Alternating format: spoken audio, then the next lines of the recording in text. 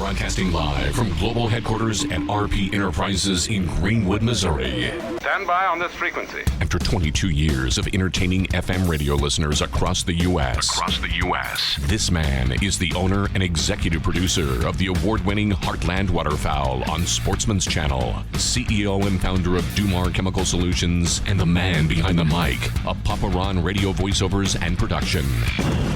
He's the man, the myth, the legend, a global icon, future Nobel Prize winner, and of course he paid me to say all this. Really? Literally. Welcome to the Papa Ron Podcast. Here's your host, Ronnie Phillips. Ronnie Phillips.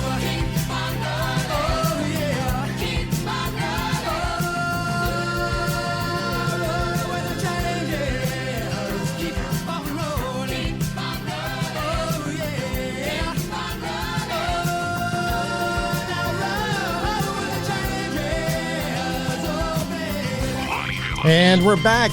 Can you believe it? This here is episode 16 of the Papa Ron Podcast.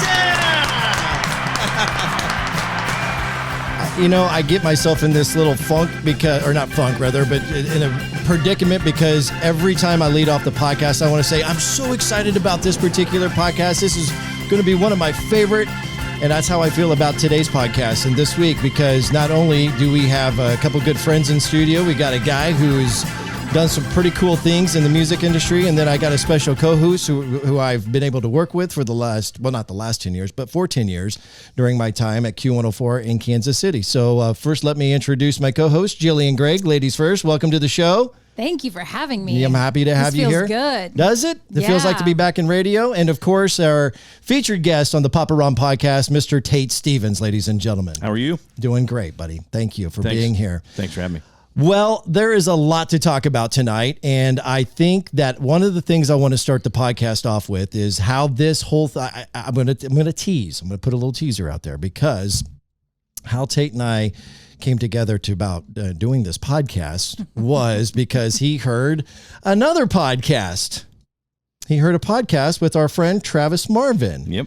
And upon hearing that podcast, he reached out to me and said, "You know, I kind of want to set the record straight, right?" Well, just at least on my part of it. Yeah. So we'll get into that in just a bit. So Tate, what has life been like since winning the X Factor 10 years ago? Terrible. No, just kidding. It's been good, man. I cannot complain, because here's the thing. No one's going to listen. And they don't listen because they're like, "Hey, man, you won the largest purse ever on a TV show." To this date, is it still to this date? It's the largest one ever. Wow. Which, by the way, is $5 million, correct? Okay, for now, I'm going to say yes. Yes. For now, Yes and no. I'm going to say. Are they still making payments on that? No. Okay, we're done. It's a $5 million recording contract. Mm-hmm. So did they pay $5 million? Anyway, no. So short no. Yes and no. Okay. So all right. So let me ask you this: have you blown through the $5 million? Absolutely. Okay. First day. Oh man. No. Like I said, so there's nothing left in the kitty. Yeah. No, there is. Really? Good. Here's the thing: the way that contract was structured, they're weird. American Idol, The Voice, of course, theirs aren't as large. Their purse prize winning isn't as large, but probably for good reason. They're still on the air, and X Factor is back in Europe where it's started. But really, so what happens is you win a $5 million recording contract. What that means is Sony picks up your tab for 5 albums and 5 promotions. Okay. You know what I mean? And so it's basically they give you an advancement on your record. You go in and record an album, and then they say, "Hey, here's $1 million." They have to recoup their money. So it's nothing's given to anybody, right? No. So anyway, and it's just like if I would have walked into Sony and as just an artist, and they signed me off the street and said, "Hey, we're going to sign you to a deal." They're 360. They get their money back. They will put in what they have to put in to make you a success or not, and then they still get it back, regardless if you work or not. Right. This is how it works, right? Okay. So it's the same thing. They just gave me an advancement, and so they said, "Here's your advancement. now go make money and go make us a lot of money kind of thing. That's what they did. So how'd that work out? I'm doing the Papa Ron podcast. Yeah. I know. I'm such a damn big deal. It worked out good. Yeah. Here's the thing. I've been an artist since I was a high school kid, right? Yeah. I graduated high school in 1994, in May of 94. Went on the road December of 94. So from May to December, I joined a band here in Kansas City called the Dixie Cadillacs. Mm-hmm. I was the front man for that band for 5 years. We were gone 250 plus days a year. Wow. I was 19. And Were you married yet? No, not yet. Not yet. We got married. We were 20. Like 20? We've been married 25 years this year. Okay. So, Congratulations, by the way. Yeah, thank you. that's It's big. for her. Congratulate her. Did you meet her on the road or before? No, we were high school sweethearts. Oh, gosh. Yeah. Of course you were. Hold on. My bad. Is that her? That is her. Is it really? Put her on speakerphone. Aw. Put her on Said speakerphone. boss. Hold on just a Little second. warning. Hello. Where you at? I'm doing the Papa Ron podcast. You're honey. live on the air. You're actually live right now. People are listening to you speak. Oh, goodness. Okay, well, I'm going to let you go then. No, hold on. And I told him we'd been married for 25 years this year. And he said, how did you do it? And I said, he was like, how did you put up with all that for 25 years? I did not say that. Did not He say did that. not say that. No. He said, how did she put up with Exactly. Yes, Yeah. that's right. Yeah. Anyway, so yeah, you're bothering us. You're actually ruining the show. Not at all. Hey, happy 25th anniversary. Thank you. So anyway, we'll be done tomorrow. And Yeah, it's going to be I'll a see you in couple the hours, honey. morning. I'll see you in the morning. All right. Okay, love you. Have fun. Bye. Well, that's a first on the Papa Ron podcast. That's pretty cool. So anyway, As you were saying, Yeah, that's a right. really weird coincidence, by the way, Yeah. what we were talking about. Yeah. And she So calls. we were high school sweethearts, and she was a year older in school than I. So it just worked out that it worked. As weird as that is, I was gone. We got married. I think I was 21 when we got married. I think I want to say that, right? Okay. I'm 47, 25. I'm not good at math. So anyway, we got married. And then in 2001, 2000, I kind of decided the Cadillacs were at a point in our thing. We were like a regional act, right? Yeah. We played all around the country, all around the world. We played in Germany and Puerto Rico and a lot of cool places. But it was kind of running its course, and we kept playing the same clubs and the same fairs and the same circuits, and it's like, man, we were just not getting anywhere. And I think they were okay with it, and I wasn't. And I was like, I'm still a kid. I have this dream, right? I have this vision, and so I had a deal with Warner Brothers in late '99. Meaning I didn't have a deal, but we were working. Doug Grau was the vice president of A&R at Warner at the time. And we played at the Wild Horse in Nashville, and he was When at you the say show. we, you're talking about Cadillacs, the band? Yeah, the band. Okay. And our producer at the time, a guy named Steve Grauberger, Kansas City guy, moved to Nashville, songwriter. He wrote "Give It to Me Straight," the Tim McGraw tune. He wrote that, and he wrote some other songs for some other people, and he was producing us at that time. So he invited Doug and some of his industry friends out to watch us. Well, Doug really took interest in me, and that. Okay, so this is where Tate Stevens is born. Okay, my nickname's Tater. Yeah. And most people know me as Tater. Right, They don't right. know, and a few of my friends call me Tate way back in the day, just as a short for Tater, right? My name's Steve Eatinger, by the way. That's yeah. So anyway, whatever. Wait, your name's Steve? Yeah, my real Wait a name's minute, Jill, Steve. you didn't know this? Yeah, so this is listen. No, wait. No, give me I a can't second. call you Steve. No, I know. I have I to know. process this for just a second. Okay, but so I'm telling you how this is how Tate. By the way, my real name is Phil. so True story. This is so not cool. We're all going to get to know each other. Yeah. Jill, I'm what's your sitting- real name? Jillian is my real name. Yeah, right. Phil and Steve. yeah, Okay. right. That's Anyway, awesome. so anyway, we're playing at the Wild Horse, and Doug Grau's there, and he comes out, and he's like, Tater, huh? Because I would just introduce myself as Tater, and I'm Tater. Y'all thank you for coming out, whatever. He's like, Tater. He said, Tater's a short, fat kid that lived down the street. Everybody knows him. Right. And I'm like, that's kind of me, right? Yeah, I mean, yeah. You're kind of describing. But he's like, so what's your first name? What's your real name? I said, my name's Steve Edinger. He said, Steven? I said, yeah. He goes, how do you spell it? And I said, with a PH. And he said, okay, that's not going to work. And I'm like, okay, great. He said, Cool. Tate. Yeah. Tate's very country. And he goes, you're very he goes, dude, you are country as cornbread. And I said, yeah, pretty much. And he's like, okay, your first name is Tate. Your last name is Stevens with a V. Add an S to your first name, Tate Stevens. So that the next night at the Wild Horse, I said, I'm Tate Stevens, everybody. Thank you so much. No way. And I walked off, and so Tate Stevens was born. Yeah, that was 1997, I guess. Maybe that was 97. So okay, so back up 97. So at least he didn't name you cornbread. Yeah, That would have been really I bad. mean, now you can be Jelly Roll and get played on country radio. So what difference does it make, right? Hey, I think Tater would fit perfect. Yeah. So anyway, that's where Tate Stevens came from. Back in 90, I think it was 97. Now that now I remember, ADD is amazing, but and old And being math. old and math. Yeah. So 99, I just realized we'd kind of went out, and he said, I want to sign you as a solo artist. Okay. I don't need the band. Well, to me, that was kind of a slap in the face because I'm like, these are the guys that taught me the ropes, man. Right. These are the guys that really showed me how to entertain people when there was no one in a nightclub in Fargo, North Dakota, or Minot, North Dakota.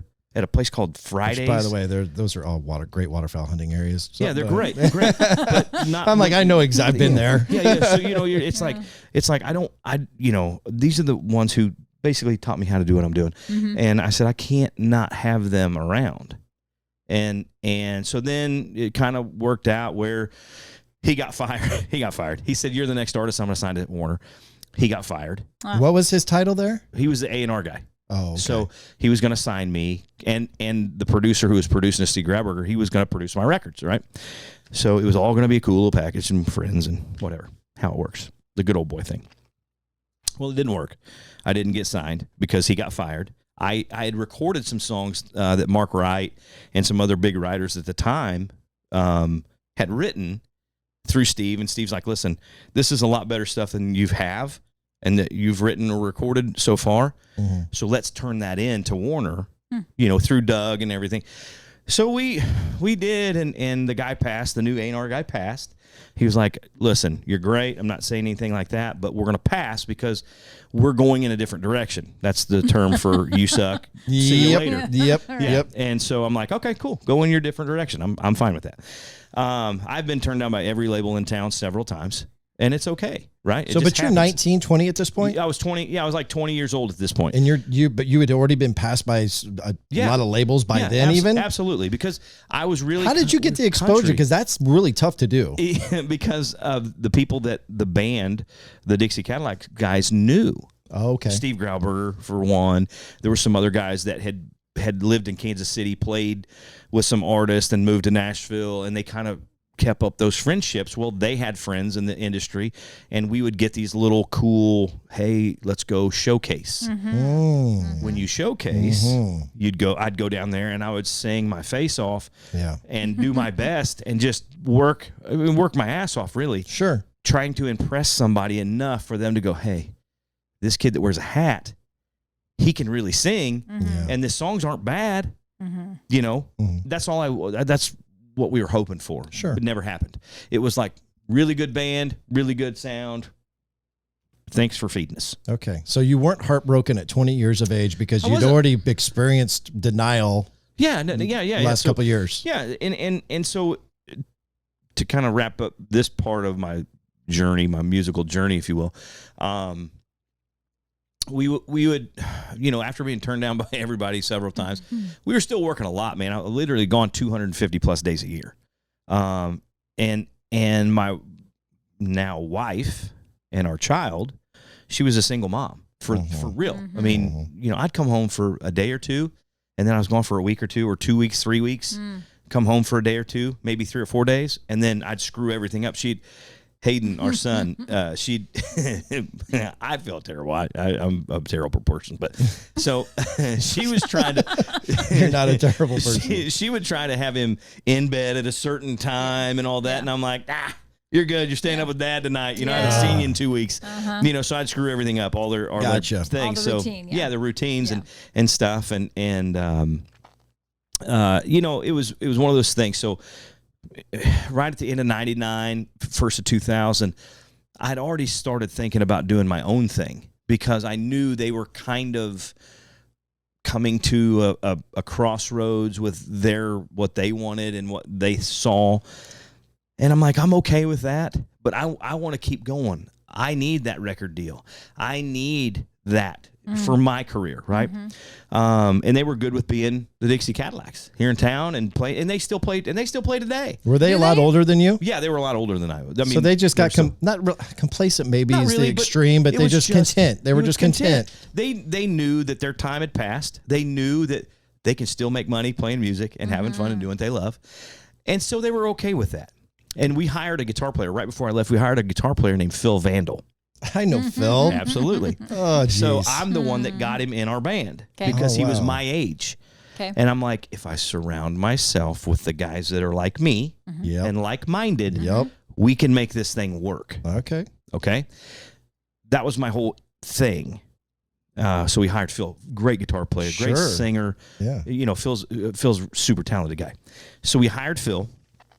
And Phil and I hit it off. We were like same age guys, and so we had that in common, and kind of had that vision of, hey, this is we need to go here. But then I realized that I'm like, you know what? I'm really not. It's not working for whatever reason. It still wasn't working. And Hayden's like 3 years old at this point, our son, and I remember getting home late one night. We'd always be late at night or early in the morning to beat traffic and we were in a van and trailer, man. There was no tour buses. We had a bus for a while, but it kept breaking down. We sold it, and it was miserable. So we were in a van and trailer the whole time.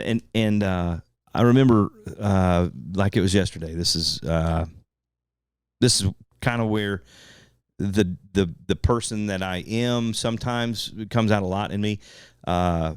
My family means the most to me, right? Right. So Hayden was like 3. He had the little race car bed. Remember those little things? Oh, yeah. Yeah. And so we lived in an apartment. Wait a minute. What car was he driving? I don't. You know, was Richard Petty? Was it Cale Yarbrough? No, it was just a red and yellow and blue. I was gonna say it was probably blue and red. Yeah. It was we were broke, dude. I'm a musician. My wife. I was just trying to appease all my NASCAR fans here for a second, because I got so many of them. Yeah, but so my wife actually worked at the daycare where he went. So she ran one of the classes. That's how we got free daycare. Yeah. Okay. And she made like $8 an hour doing this. Right. Yeah, it was terrible. And we were broke. I mean, literally broke.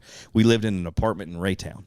And we did what we did to survive. Right. So I remember getting home and late, and I was beat, and like I said, I screwed up their routines all the time when I came home. And he didn't want to go to bed.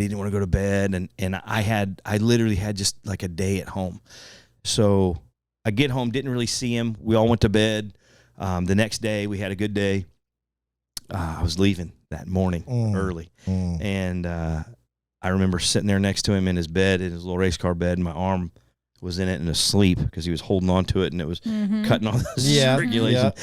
So I was trying to get up to go to bed, because I had to leave in a few hours, get a few hours of sleep and go. And I thought he was asleep. And so I did the whole kind of getting that. And he woke up. He's like, Dad, no. And I said, Hayden, listen, you got to go to sleep. You got to go to bed. Daddy's got to go to bed. I'm tired, and I got to go to bed too. You need to go to sleep. And he said, no, you'll leave. He's 2 or 3? He's then? 3. Oh my gosh! And he said, "No, you'll leave." That's tough. And I'm like, "No, I'm not. Okay, I'm not leaving." So I had to leave. Sure. And that's when I kind of made that decision. I told the guys in the band, I said, "Listen, I'm out. No hard feelings. I love you. You guys are great, and I'll always, hold this really close because of what you've done for me. Yeah. But I got to go home. My kid, this sucks." Right. And so I got a real job, as they say, and started doing construction work and things like that, things that I could do. I had no training or anything for anything else but music. Right. Right. And here I am 20 some years old and starting life, doing something. Sure. So I worked in a machine shop for a while with my brother. He got me a job doing that, and I had built houses, framed houses and stuff for a while. And then I got a job with the city of Belton a few years later. Whoa. What? What? I was waiting for this. What? You got a job? I got a job. So with the that wasn't city. staged or dramatized? No. Okay, No. for those who are listening to this podcast and this being your first exposure to the Pop Around podcast, not now, but after this episode, go back and listen to the episode with Travis Marvin. Yeah, so I digress. Go ahead. Anyway, 2000, where are we at?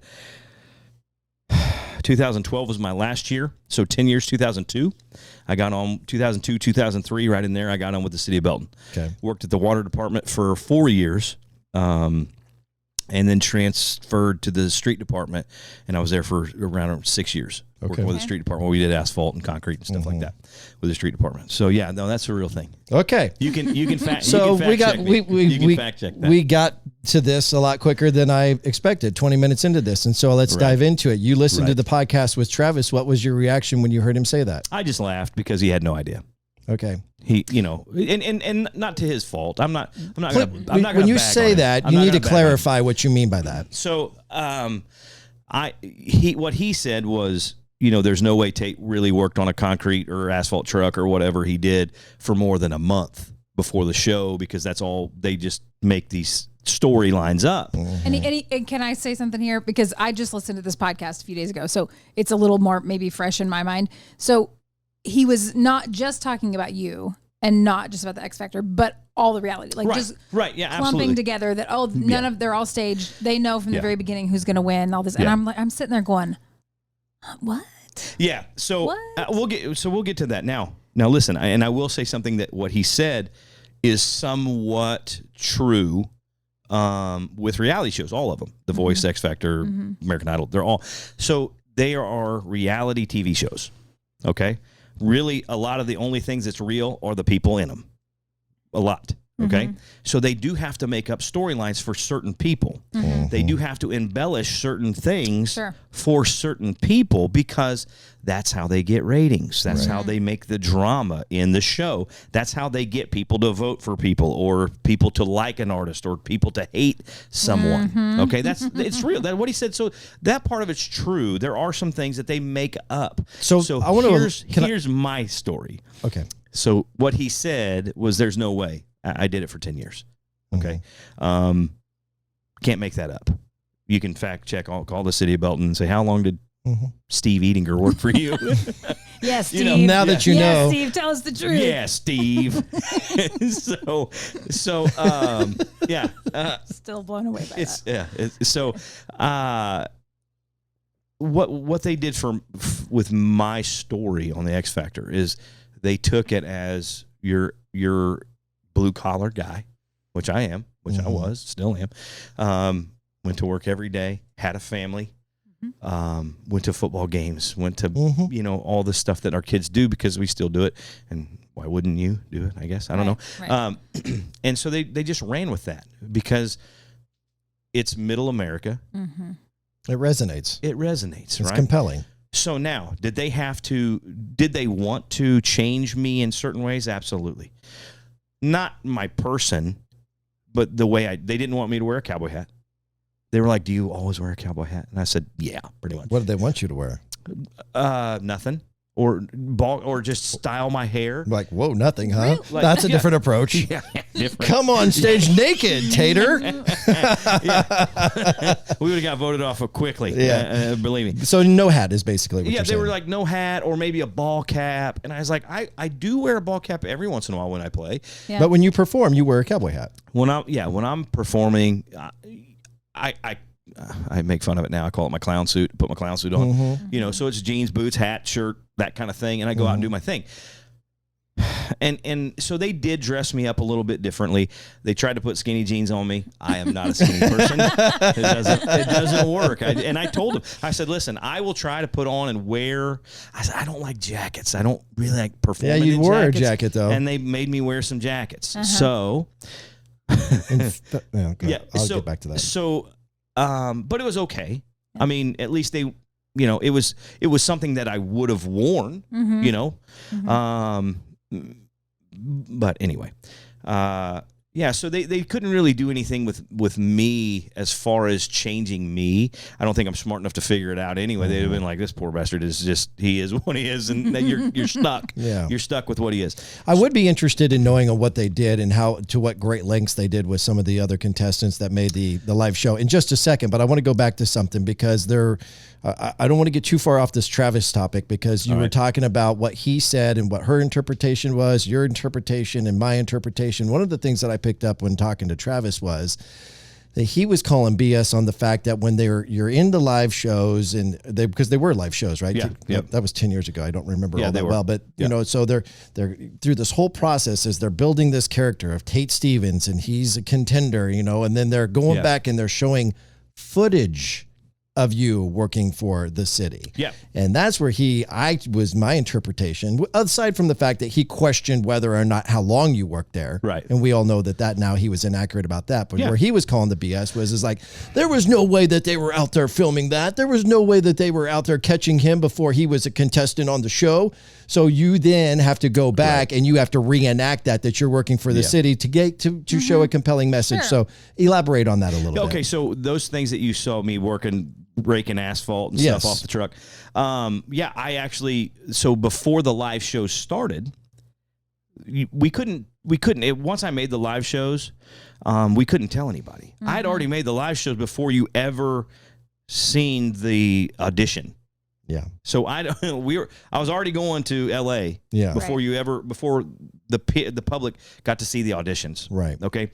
So before the auditions came out, they came to my house in Raymore. We lived in Raymore at the time. And they were like, "Hey, what do you guys do?" And I'm like, "We don't really do much of anything. We're pretty boring."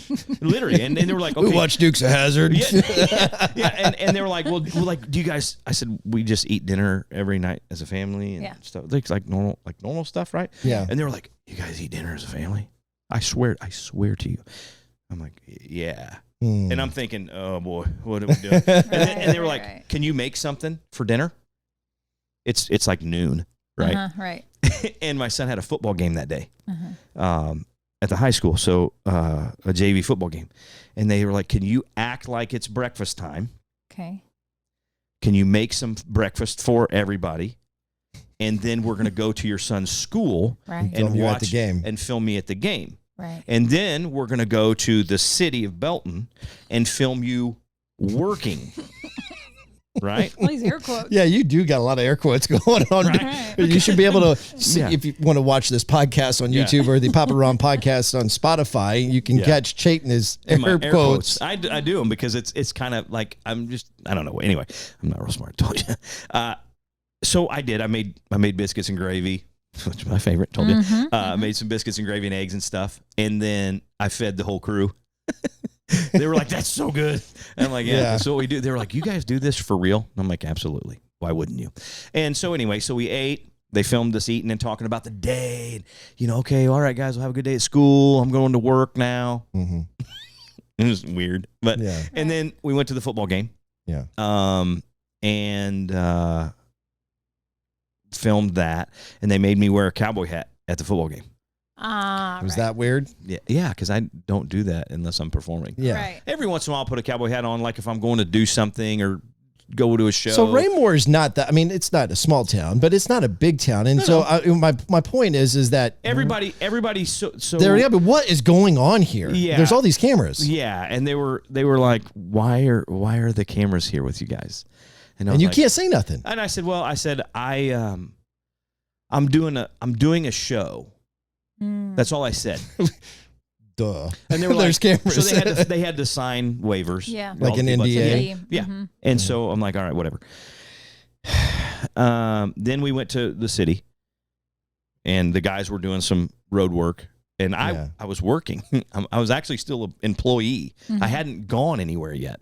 Gotcha. So, excuse me, we're doing work on a road, and they just bring the cameras, and they film me working. And talking, they'd mic the guys up, and a couple of them, and I'm like, don't mic him up. You don't want to mic these people up, okay? Right. Because that's not going to be good for anybody. But anyway, so they mic my buddy Randy up, and we're talking. He was like, man, we know you shouldn't be doing this. We all know that. Mm-hmm. You should be an artist and doing your thing. Yeah. So, but they kind of guided him. They had to, because he's not an actor or anything. Sure. These are just dudes, man. They just work every day. And so we... Was one of there times where you said Randy, right? Yeah. So they mic'd him up. There was times where like they were, again, I'm trying to go back 10 years. So if I'm wrong, I apologize. But it was like they were trying to like catch this authentic, genuine conversation that you two were having. Right. Which was naturally, obviously not. It was coached. It was coached. That's where I'm going with this. Yeah. So Randy Elkins, the guy who was talking that we worked, his family and my family are as close as family. My dad and his dad were best friends. Cool. Okay. Moms are best friends. We are all best friends, and they're more like my brothers than my real brothers, as sad as that is. But anyway, so yeah. So we worked together, so it was kind of easy, and it made it easy for them to. So you didn't need a lot of coaching. No, because he knew what I did, and he knew that I had auditioned, and then things were going well.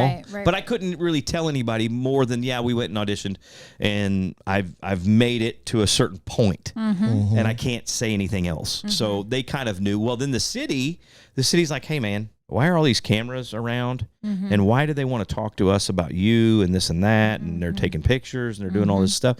And so the city had to know. And so the city was like, we're good with it. Do whatever you need to do. Please.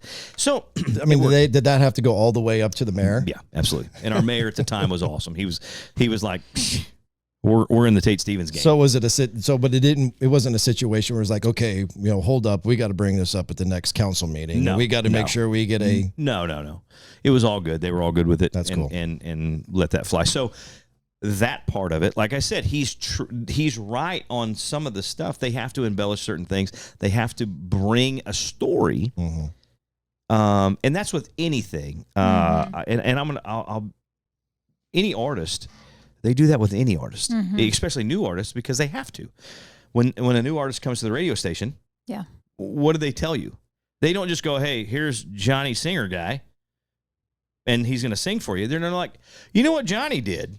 Johnny was an ex this, and he did this, and he's got this, and he went here, and he lost his foot, and now, you know what I mean? Yes. And then when he's picking, they pick the songs that they're going to sing, and then they add interesting little things in between, and I wrote this song with so and so, and then it all has to go together. Otherwise, people are gonna. They'll just be like Johnny Singer guy next. Right. So that happens, right? So so it's kind of the same thing. So he was correct when he did that, right? He was correct in saying that they have to bring in or not kind of embellish. Right. He was correct with that. Building the story. They're building a storyline for somebody, but they do it for everybody on every show. Okay. Right. They did it for Morgan Wallen when he was on The Voice. Remember that when Morgan was on The Voice? I didn't catch that one. Or was it was The Voice? Yeah, he was on The Voice. I don't know. He was 17. Here's this little long-haired rock and roll singer, Morgan Wallen. Go back and watch it. He did great. I mean, but that's his true thing. I think rock and roll is his real thing. But anyway, so that's another show. All right. So what we're going to do, we're going to take a quick little break. All right. Because when we come back, I want to know what the limits, or not the limits, but rather, you didn't have to go too far outside of your comfort zone as far as dramatizing your life, but maybe you saw what was going on with some of the other contestants. When we come back, I'd like to hear some of those stories. We're with Tate Stevens and special co-host Jillian Gregg on the Papa Ron Podcast. Attention. You're listening to the Papa Ron Podcast. Get involved with the show. Wow, really? Ask questions and leave comments or complaints. Woo! Nice. Call or text 816-558-6389. That's 816-558-6389. Now back to the show. Here again, your host. Yeah, great. Showtime. Ronnie Phillips.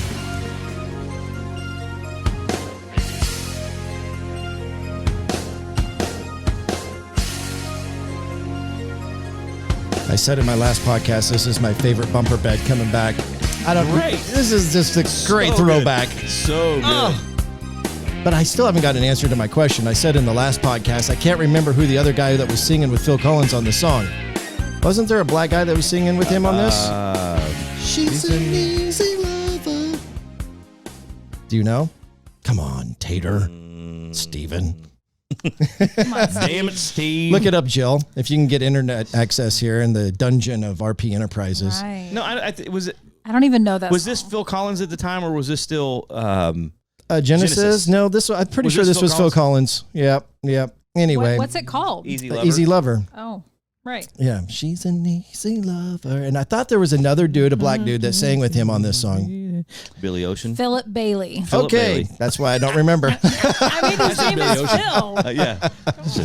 All right. Anyway, okay, so. Back with Tate Stevens, big old winner from X Factor 10 years ago, and obviously a Kansas City resident and a friend of Q104 and Jillian and I over the years with all the different concert events that we've done. And although it's been years since we spoke, other than recently on the phone, it's like picking up right where we left off. So I appreciate you being here. And one of the reasons why you're here is because of what Travis Marvin said on his podcast. We've already kind of squashed that, but I would like to know, as it pertains to some of the other contestants that you got to be next to, who maybe weren't as authentic as you were, how extreme did it get to dressing up their story? Now the dressing up their story part, I'm not real sure and certain of. But you watched the show and you knew who they were. Now I will tell you what they did to a few of those people, to make them appear a certain way when they really kind of weren't. Okay. And here's where it sucks. And this is where reality TV, it's for ratings, and they want you to be sucked in, or they want you to like or dislike somebody enough to vote or not vote, or you know what I mean? Mm-hmm. So CC Fry was a female contestant on the show. CC was a sweetheart, man. She came in dark-headed, like real dark brown hair. She painted her face, put like little cheetah. Oh, I remember that now. Prints on her face. Is that CC, like C.C. DeVille? Maybe it's CECE, maybe, or I don't know. CC Winans. Yeah, maybe, maybe like that. Fry. Yeah,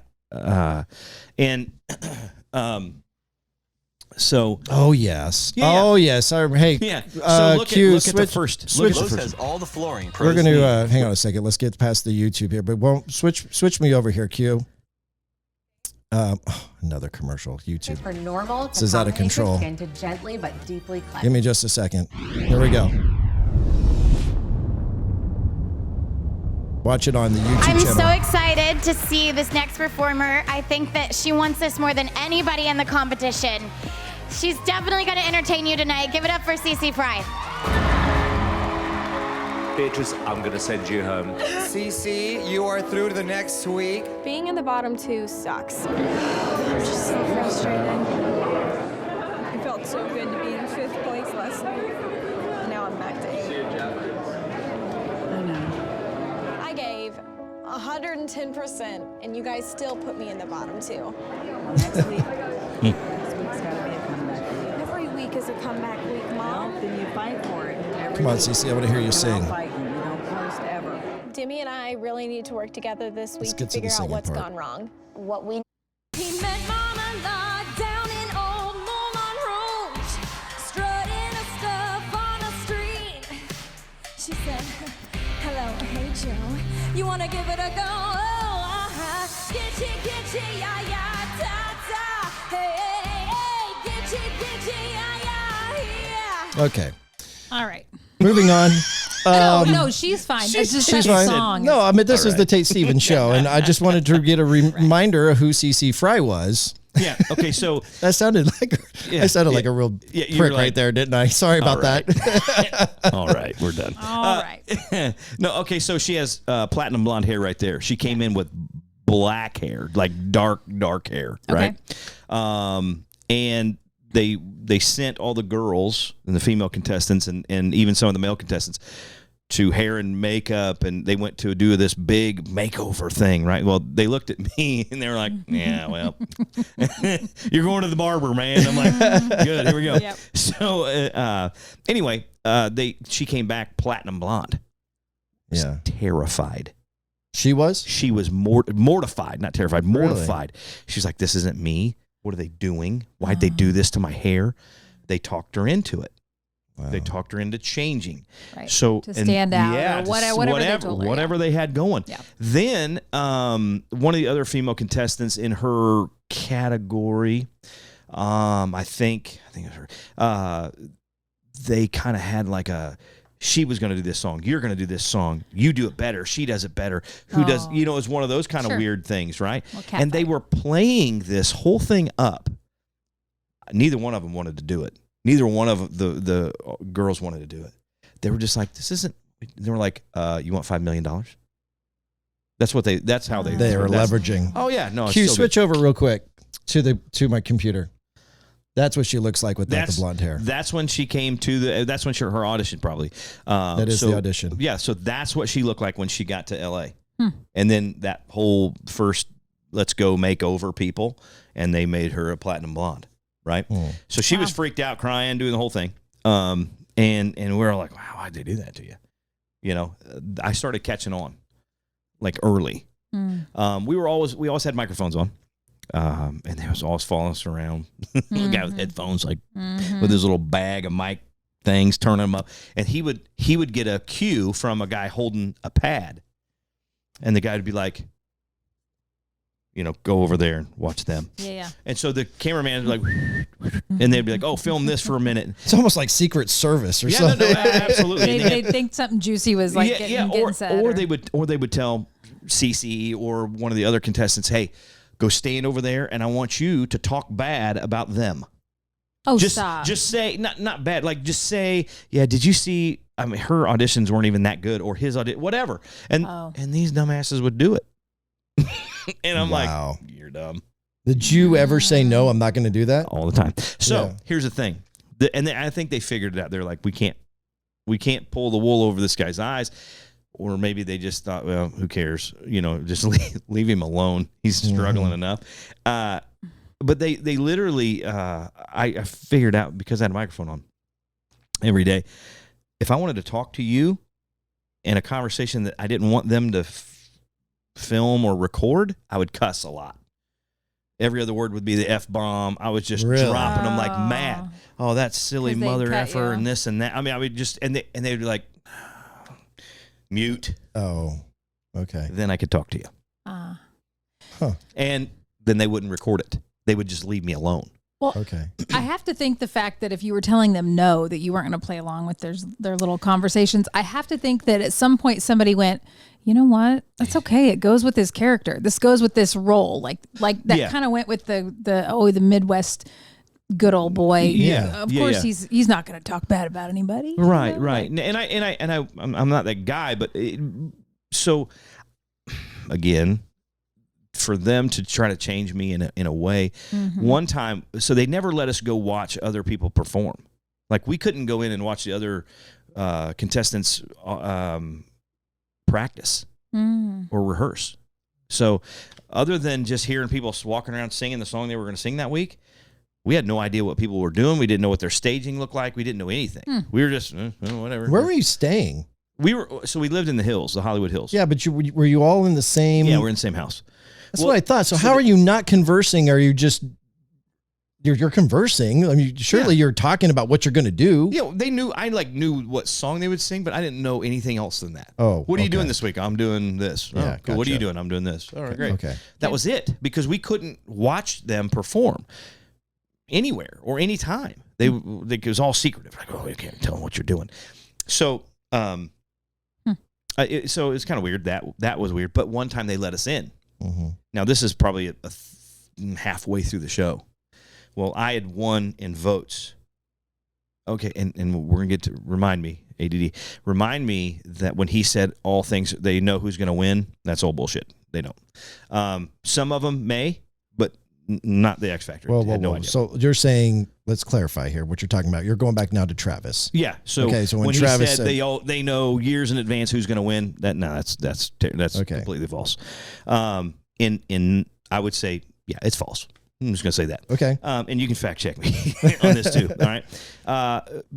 Because of the Game Show Act. You guys remember the Game Show Act?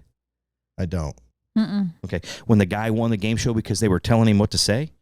Oh. And they were like, because they wanted him to win or whatever, and they were like giving him the clues and giving him the answers. So that's a thing. It's a real thing.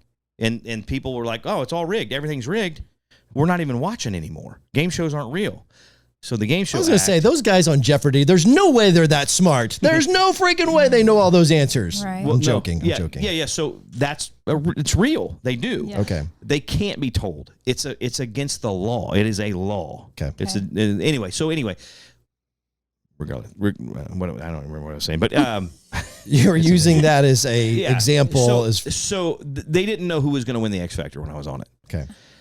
Because it's the same people who do the CMAs and ACMs and all that, the tallying and the voting, the ballots. Deloitte and Touche. Yeah, whatever it is. Yeah. They did that. They did those. So when people phoned in and called in and texted and did all the voting, it went into a bank, and Simon, no one knew. Each week when they gave the results, it was the first time anybody knew who was winning in votes or who won or anything. I believe that. So they have to. Now, with Travis, I keep saying him, with Travis saying that people audition and get called back for maybe the next year and the next year, yeah, that really happens because maybe they didn't make it that year. But they're like, man, that guy's really close. Hey, make sure he doesn't have to go to the beginning auditions. He can just come back to audition for this, or he'll jump the line to go audition for. Let me ask. Okay, so let me break that down a little bit more. So, are you saying then that because the way I took that when he said it is that they saw that as an opportunity that maybe we weren't going to use that guy, but we're going to use that person, or person in the story for this year, but we're going to hang on to that person because that's going to draw attention if we carry over that story into the next year and make that person the winner. You're saying it's still genuine and authentic. That person didn't do what they needed to do to advance to get to the finals and potentially win that season. So they got booted and they got asked to come back the next season because potentially they had a better chance. I don't know how far they would make. Some people didn't even make the audition. You know what I mean? Some people didn't even get for the chairs to turn around, but they got asked back to come back to audition the following time. Does that make sense? Yes. Yeah. So then they didn't have to go to the little corral of 20,000 people again. They got to skip that part and go right to the producers auditioning. Okay. So that does happen. Okay. You know, so back to the X Factor thing. For those people, they did turn people on each other. They did because it's TV. They need that drama. Yeah. So anyway, we got to watch this first time. Again, I'm not the smartest fella in the room, right? So you're not the dumbest either, though. But I'm learning quickly that they've never let us in here. Now we get to go watch these contestants practice. Okay. So, like a good person, I go in. And it just happened to be Carly Rose Sonnenklair, we were 1 and 2 throughout the whole season, the little 13-year-old girl. I got to look up who that is. What was her name again? Carly Rose. Carly, is that K with the K? C. C. Carly, yeah, C-A-R. Anyway, proceed. So anyway, Carly Rose Sonnenklair, super talented. Now she's a young lady, a girl at the time. Yeah, 13. she was so young. Yeah, she's 13 years old. And she forgot about that. She can absolutely wail away. Do you keep in touch with any of these people that you spend all this time with? A few, but I mean, you know. Are they doing anything? Some of them. Carly still, I think, she was an actress too. Beatrice Miller, she was an actress. She's been in some shows. Diamond White, another female contestant, was on some TV shows on Nickelodeon and stuff and Disney. But anyway, Carly's amazing. She's a super talented girl, right? I thought she was going to win. Honestly, and that's no lie. I thought she would win. Wow. In fact, a few weeks before the finale, L.A. Reid and I went to have a beer. They were filming it, right? But in the car ride over, I rode in his car. Okay. So there was no cameras, no microphones or anything until we got to the little bar that we went to, and it was a hotel lobby bar, and some swank hotel, right?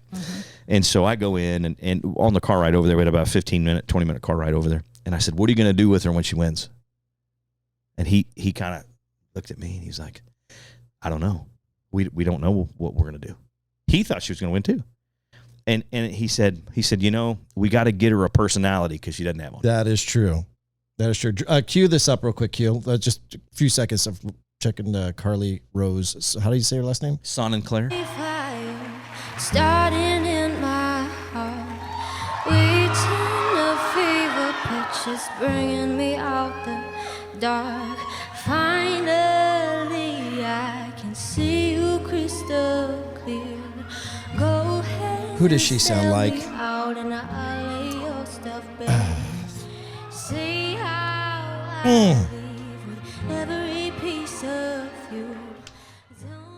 Okay. Anyway, so she's super good. Really good. She's great. Who's the popular singer that's got the one-word name? Adele.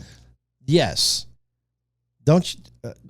She's Adele. Trying to sound like That's Adele. my point. That's exactly.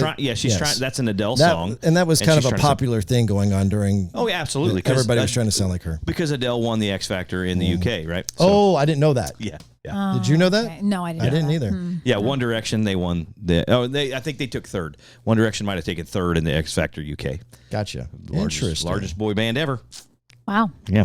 Anyway, so back to what I was saying. So they let us come in and watch. And of course, I'm watching Carly Rose. Well, I can't remember what song she was singing. She's amazing. I'm just like, wow, that's really good. And I'm talking to another contestant. And I'm like, she's so good. And the woman, the little associate producer lady, walked up and she's like, "Well, what do you think?" And I'm like, "She's amazing." Because she is. And I'm like, right. I'm not. I'm not. And she's like, "Yeah. I mean, what do you think about the song choice?" And I'm like, "Well, she's killing it. So apparently it's a good one for her, Right. And she's like, "Yeah, I mean, is there something that you hear that you might not agree? Like, you think she could do something better or anything?" And I'm like, no. And at first, I'm not really. I didn't really catch on at first. Right. And I'm like, no. I mean, she's listened to that, and she was like, "Yeah, but okay." So instead of being like, she's trying to lead me into it, and now you're not taking the bait. Dad, what would you tell her? Now I get it, and it pissed me off, and I got mad, and I said some things to that lady that I probably shouldn't have said. I called her a few names that I probably shouldn't. Oh yeah, absolutely. And I said, "Listen, you should probably get away from me." And I said, don't ever fucking come talk to me like that again." And she was like, freaked out, right? And I don't know if I shouldn't say that. Yep, you're good. Whatever. But I was so mad because I'm like, I'm not that guy. Yeah. And now you want me to be that guy? You want me to be that guy? I will be that guy to you. Yeah. Yeah, right. But not to this. This is not happening. Not to the child. Yeah, not to the. Well, not even if she was a child. I know. Because she's, I know, but So still. anyway. And this lady freaked out. And she couldn't have been the only assistant, but I'm sure the word gets back, right? And that is that where they drew the. They come get me. They're like, take them over there. We need you in here, right? And they just remove me from the situation. Oh boy! And I told Spike, the guy's name's Spike. He's like the head producer guy for those little APs. Yeah. And I said, I want to talk to Spike. And so here comes Spike. Spike's a nice guy. And I said, Spike, I don't know if you told her to do that. He goes, time out before you say anything. And I said, no. I said, no. You can take your show and stick it in your ass. I would never say anything like that. And I won't ever do it. Don't ever ask me to do it again. He was like, I know. She was wrong. We know. Sorry. Can I ask you something about that though? Like, she's also, I understand why you reacted the way you did, but she's also trying to do her job, and she's only doing her job based on what she's being coached to do over the years of doing the show. Absolutely. But they couldn't. And like I said, I got mad because it's not me. I'm not going to do that. I'm not going to be that guy. Now, if she was terrible and I would have been like, yeah, it's just not my thing. You know, but I'm not going to go, oh, she's terrible. That sucks. She shouldn't be, she's miserable. No, why would you do that? Yeah. Because people look at me and go, he's miserable. That guy sucks.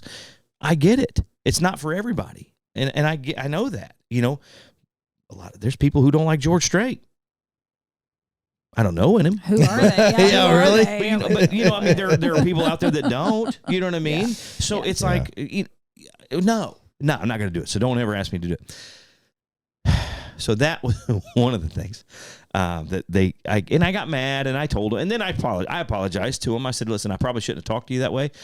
And she was like, I'm sorry. It won't ever happen again. And then I didn't really see her ever again. I really didn't. She just kind of stayed away from me. Yeah. And, but they would take these kids and they would try to manipulate them because they could. Yeah. And they couldn't manipulate me. That's good. Way. And then was that where, and Jill, I know you want to ask a question. I'm sorry, okay. I didn't interrupt. No, Is that where, did it stop there? Or did they keep trying to push the envelope with you? No. And so then it became, Tate, are you okay? Oh, Are you good? Are you good? Oh, Are you good? gosh. What do you need? Simon Cowell, super nice. The man is a super nice man.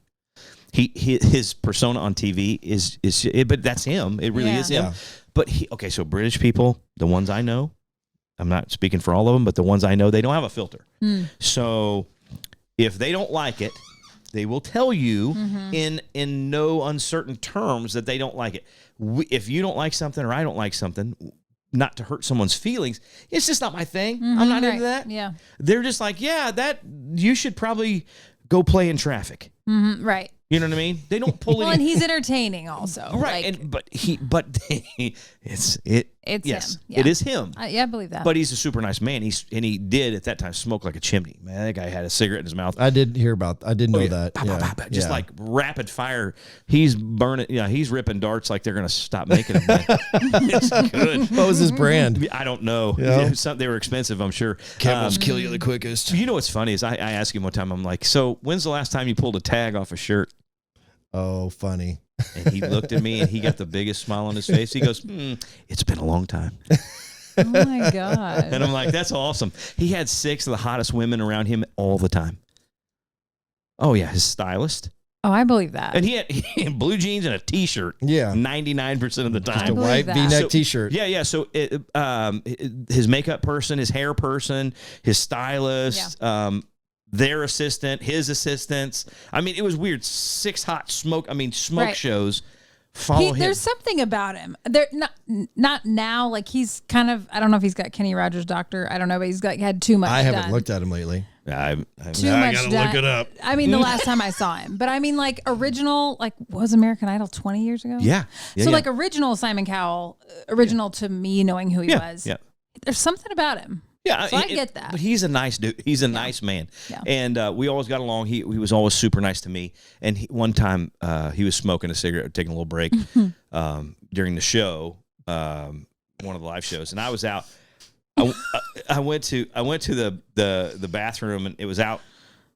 And I was like, I need some fresh air. So I stepped out the back door and he was out there just smoking away. And he truly, he was like, how are you? Are you okay? Oh. And I said, yes, sir, I'm fine. Thank you. And he was like, this is after the event with the. No, yeah. This, okay. I mean, and he was like, you're doing amazing. Huh. Just keep being yourself. Right. And I'm like, I can't do anything else, man. Right. But he was awesome. He was. Flip it over, Q. You did? Okay, there it is. Yeah. Is this the Kenny Rogers look that you're talking about? I see. Yeah. What is going on there? Well, I mean, and how do we know how old he is? I don't know. Oh, he's got to be 60 something now, right, that's what I'm thinking. So like when American Idol started, he was 40 something, and like a nice looking 40 something year old guy. Yeah, but then probably. he gets super. I mean, he was famous already. Yeah. In England or whatever, but yeah, he's got to keep the look up, and then it doesn't really work that well. Yeah, I said, he was always nice to me. He was nice to my kids and my wife, and so yeah, to me he's a good guy. So speaking of, since we're talking about age, this is what I was going to say a minute ago. So were you the oldest contestant on your season? Vino Alon. Okay. He was a year older than I was. Okay. Yeah. But a lot of them were probably, so you were, if it was 10 years ago, You're I was 37. I was 37 okay. when I was on the show, and so most of the other contestants were all younger. They were so there was 4 categories. You had groups, which could be any age. Yeah. It was a group. Yeah. You had under 25s. Okay. Or no, I'm sorry. You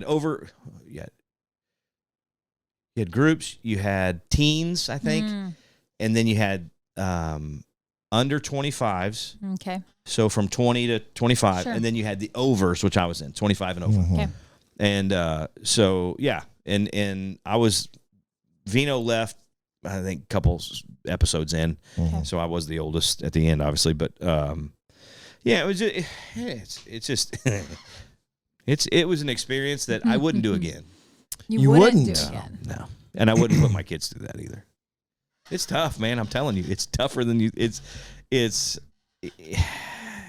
mentally and emotionally. Dude, I'm hold an on a emotional second. person. I'm an emotional person. So, are you saying that you regret it? I don't regret it at all.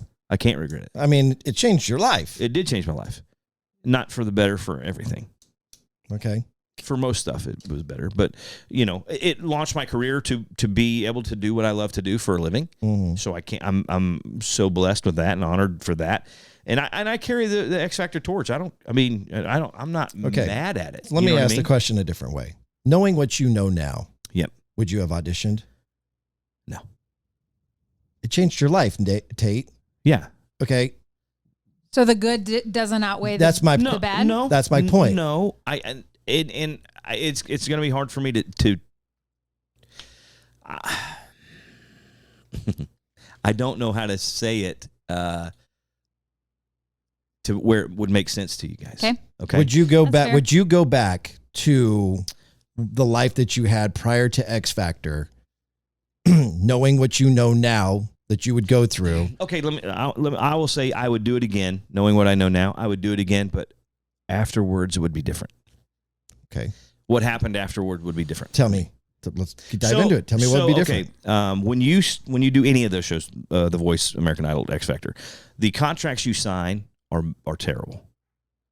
Okay. And you have to sign them well before you would ever have won the show. When you first start, once you make it through a few auditions, you sign a contract. You sign a record deal and you sign a management deal. And that's probably like I think, I don't know for X Factor, but I feel like for American Idol, it's like the top. Is it more than the top 10? Yeah, I don't. Like yeah, for X Factor, was it more than that? Like you're agreeing that because you've made it this far, you are conditioned for them. Even if you don't win, they want to have you signed up. You have to, and they have the right of refusal for a year. Yeah. They own you. You're signing your soul to the devil. They have basically. they have all the advantages. Yeah. So they can keep you, or they can let you go, and it's up to them when and if that all happens. Sure. Right. So so I would do something different. My contract, the X Factor contract, Simon Cowell's a very brilliant businessman. That's why he's worth $500 million. Right. He made a deal with Sony that I don't know who signed the contract for Sony. I don't know who said, "Yeah, we'll take that on." It was so bad.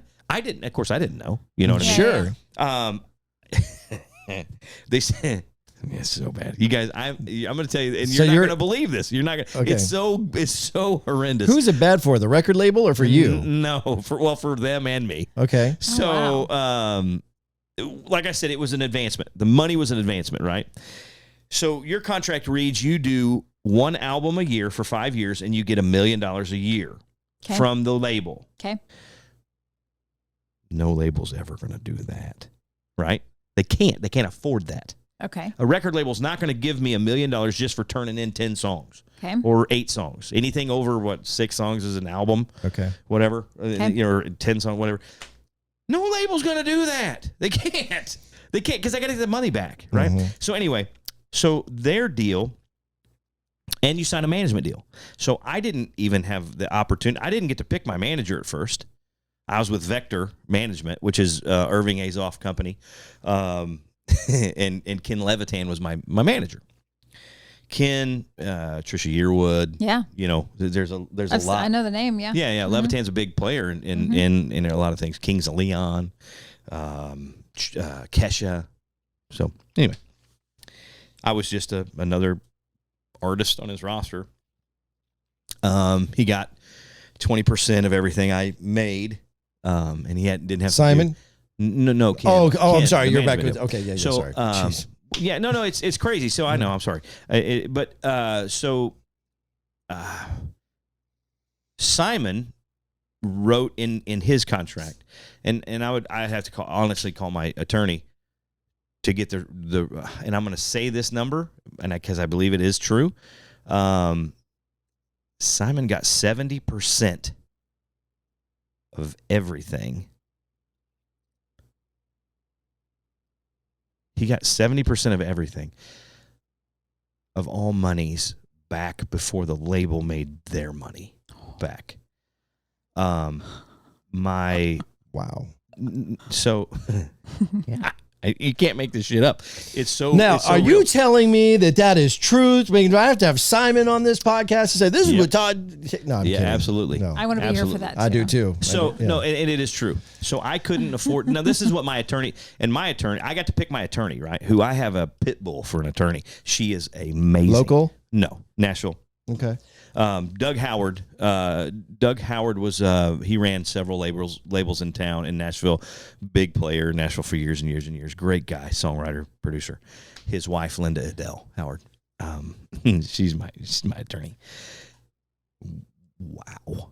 And she handles so many large artists and things like that. And so I picked her because she went to dinner and she said, "Listen, Tater, I'm going to be honest.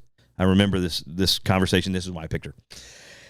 We were at the Palm in Nashville eating, and she actually paid. Yeah. Wow. And she got her cheeseburger, and she's like, "I get a cheeseburger because I love them here." And I just got whatever I got, and she said, "Listen, I'm going to be honest with you. I don't care about your music. I care about you. I want to protect you, and I want to protect your music. But I don't care about your music. I care about the person you are."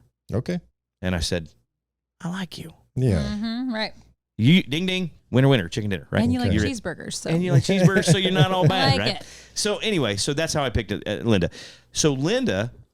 So she gets. Hold up a second. So she looks at the Sony contract. She looked at it because, well, she knew it. But here's the thing: like, does she really get to manipulate or change anything in the contract, being that they're giving it to you? You want it, granted, but it's like, hey, it's kind of take it or leave it, isn't it?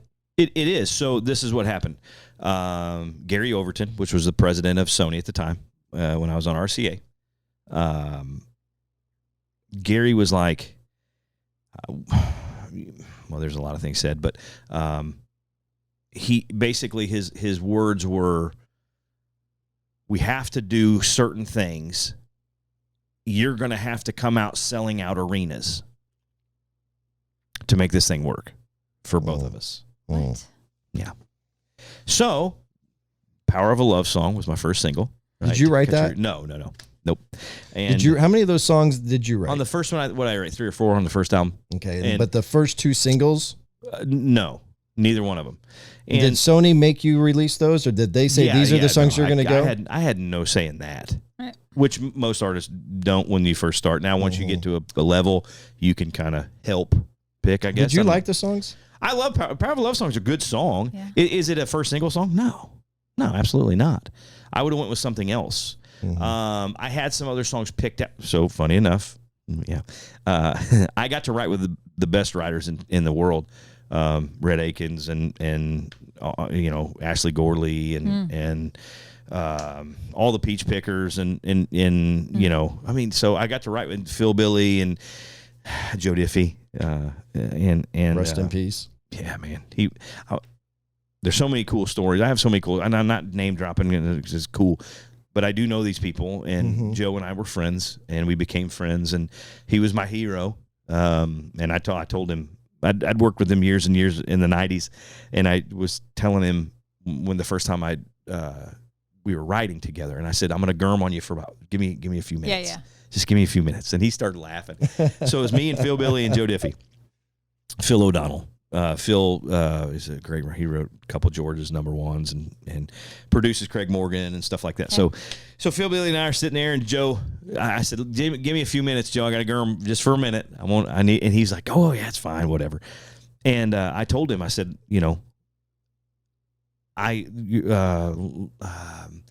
is it 1,000 Winding Roads? I think was his first record, his first album.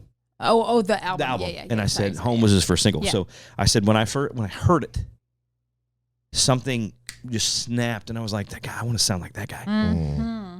Because his voice had so much like depth, but he had such it was smooth and it was deep and it had he had this huge range like Ronnie Millsap, right? Yeah. And I'm a huge Ronnie Millsap fan. Too. So I'm like, this guy, I want to sound like this guy, right? So anyway, I'm germing on him. I'm telling him all this stuff and singing, and I'm telling all these my favorite songs, this blah blah blah, and this is why I sing this way, really. And so when I sing and I do all my stuff, it's because of Joe Diffie, and he said, well, that's because Lefty Frizzell, and I said, awesome, man, that's even better, Yeah. So anyway, I germed on him for a minute, and then we started writing a song. We wrote a song called "I Got This." He actually recorded it too, which was cool. I was like, wow. Diffie cut one of my songs. Right? I'm like, yeah, I'm good, man. I can go away. I'm good. And so, we just, I was able to write and but it was kind of weird because there were some songs that I had to pass. That I thought every artist has 1,000 songs given to them, right? Mm-hmm. When I was writing, doing 2 or 3 songwrites a day. I was just writing my ass off trying to make this first album and make it, me and country, because I want to be country, man. This is who I am, and I don't want it to be pop. I don't want it to have that. I want it. So anyway, I kind of had some ups and downs with our A&R guy, Jim Catino, who is a great guy. Jim's a good dude. And he's like, you got to do this song. And I'm like, I hate that song. There was a song called YOLO. Oh, yeah. YOLO. Oh, and really? And at first I'm thinking, what the hell's YOLO? He's like, you only live once? And I'm like, yeah, I would never say that. So I'm not going to sing it that way either. But I like Rolos. Yeah, right. Song about Rolos. Yeah. So wash it down with the yoo-hoo.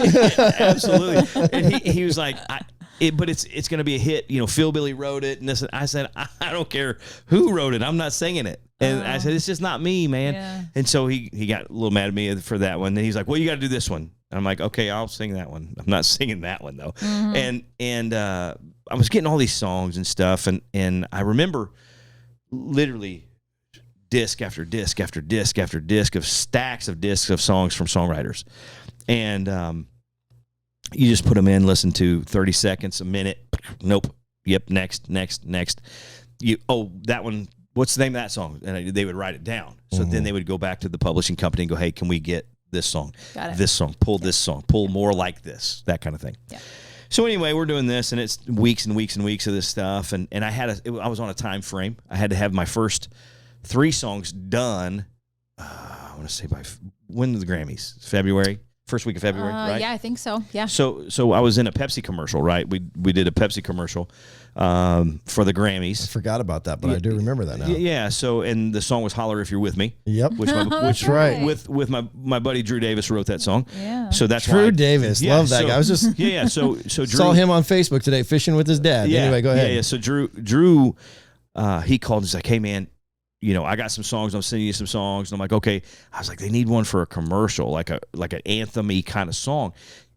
And I said, I remember that song, Holler If You're With Me, that you wrote. And he was like, I'll send it to you. Well, Sony didn't want me to cut it. They were like, oh, we can come up with a better one. I'm like, it's just kind of cool, man. Yeah. So I'm going to cut it. They're like, oh, whatever. You do you, right? That kind of thing. So I did, YOLO, and so Pepsi loved it, man. Pepsi loved it. The SEC picked it up for their the SEC tournament song. Yeah. So in all the SEC commercials, it's holler if you're with me and all that. And then we shot a whole music video to it without all. So one part of the video, I'm singing in a microphone that looks like a Pepsi can, right? And everybody's holding up Pepsi cans for the video and cups that say Pepsi and all that. And but then the other one, it was just a microphone, and people are just like. Was this a single that Drew's band played back in the day? No. It was just a song he had. Yeah, he had written it, and I can't remember who he wrote it with. So we cut that one. I cut a song called Ordinary Angels. It's my favorite song that I've ever had a chance to record. Okay. It's beautiful, and it's my favorite. And I wanted that to be a single at some point. It's a ballad too, but I wanted it to be a single because I thought, man, St. Jude, this would go so good with St. Jude. This would go so good with military stuff because of how it taught. And it's just, anyway, it's a song about good people doing good things for other people, and I believe in that. So it's like a handout, or not a handout, but a hand up. You know, it's that song, right? Anyway, so and then we had like a song that I wrote called "Can't Get Nothing Done Around Here," that me and Phil Billy wrote, and it's true. He was like, "What do you feel, man?" I said, "Well, I was checking the honeydew list," and he was like, "You hate him too?" And I'm like, "Absolutely, hate him." And he was like, "Let's write it." There you go. And I'm like, "Okay." So literally, and the kickoff is bump ba-da-dum, ba-da, like that. And I'm such a huge old school music buff, that guy, and I'm like, "That's Mel McDaniel." Oh yeah, yeah. Blue jeans. Got blue jeans on, So in the studio, Blake Chansey, my producer at the time, he was like, "Let's do it." So it has that same feel.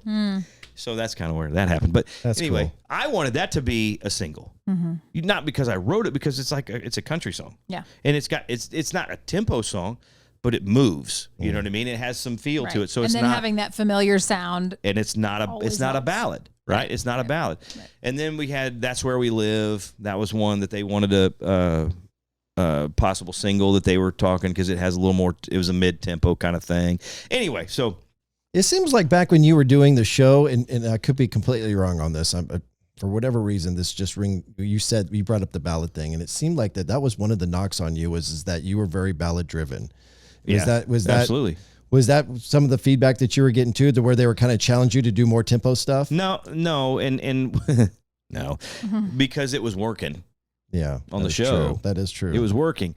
I did "Love Somebody Like You" on the show, and didn't you do "Ain't Going Down" too? No, I did "Bonfire." Oh, that's right. Yep. So I did "Bonfire," which my drummer, when I came off the show, when I put my band together, my drummer actually wrote that song.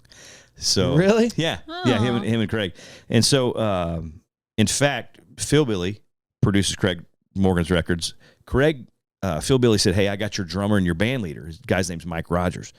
And I'm like, "Okay." He goes, "He's a good man, and he's playing bluegrass right now with Dole Lawson and Quicksilver." And I'm like, "Okay." He goes, "But he's an amazing drummer, great singer, great guitar player." And I'm like, "Okay." He was like, "He's Craig's band leader for 8 years and blah, blah, blah." Well, I meet Mikey, and he's a sweetheart, man. He's gold, and he's amazing. He's the most talented person I've ever met in my life. He's playing with Ricky Skaggs. He's in the Kentucky Thunder now, so that's what he does now. Wow. Yeah, you got to be kind of good to play with Ricky Skaggs for sure. Yeah. And so he plays drums when they do the country thing, and he plays guitar when they do their bluegrass stuff. So anyway, Mikey comes on board with me playing drums and my band leader. Well, Craig, I see him in Vegas in April. And we're doing the radio thing, the radio round thing, right? And Craig comes up, puts me in a headlock, and I've never met Craig Morgan in my life. I'm a huge fan, right? But he comes and puts me in a headlock, and I turn around, and I'm like, "What the?" I'm like, "Who the fuck is this?" Right? Yeah. So, and then I know, I was like, "Oh, Craig," and this time he had a big beard because he'd just done this Adirondack thing or whatever the hell he was doing then, and so we start talking, and he's like, "Man, you got Mikey working for you?" I said, "Yes, sir." And he's like, "He's the best, man." And I'm like, "That's yeah, cool." blah, blah, blah. So anyway, we start talking. He goes, Michael wrote "Bonfire." And anyway, so I was like, I didn't know that. Wow. Anyway, yeah, it was, so whatever. Pretty cool. What the hell was I talking about? I'm gonna reel you back in. Got to reel you back in. So somewhere along the way, and we're gonna take a break here in just a little bit, and then I want to get back and I want to get into some personal stuff that you and I discussed on the phone. Absolutely. I want to do that in just a bit, but I want to get back to the contract because you're basically supposed to be getting $1 million per album. Right. How many albums did you get paid for? One, because I put one out. So I guess what I'm trying to understand, if Simon is this wonderful business guy and he's putting together this deal, why did he give Sony the out? How did they get an out with this deal? They didn't. The only out they had was to cut me. That's my point. So that's it. So that's what happens. So you get your $1 million advancement on the first album, right? So, hey, I'm a millionaire for 30 seconds, right? Yeah. Then the taxes come out of it and all the good stuff happens, right? And then I got to pay my manager, who gets 20% of everything. That's good, right? Yeah. So so you got 800,000. No. So then you take 40% for taxes, right? And then you take 20%. You know what I mean? So anyway, being facetious. Yeah, no. Anyway, so it just wasn't going to work as far as now Sony. So Sony puts in, I think my album cost $100,000. Okay. To make, and that shoot a $25,000 video for Power of a Love Song.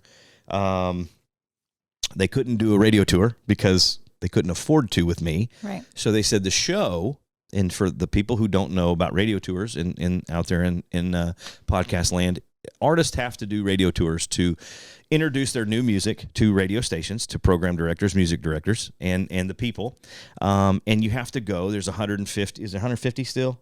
Reporting I don't know. markets, reporting stations. So you have to go see all these people, and it's 6 to 8 weeks before your single drops. You go and you try to see as many of these people Tuesday through Friday.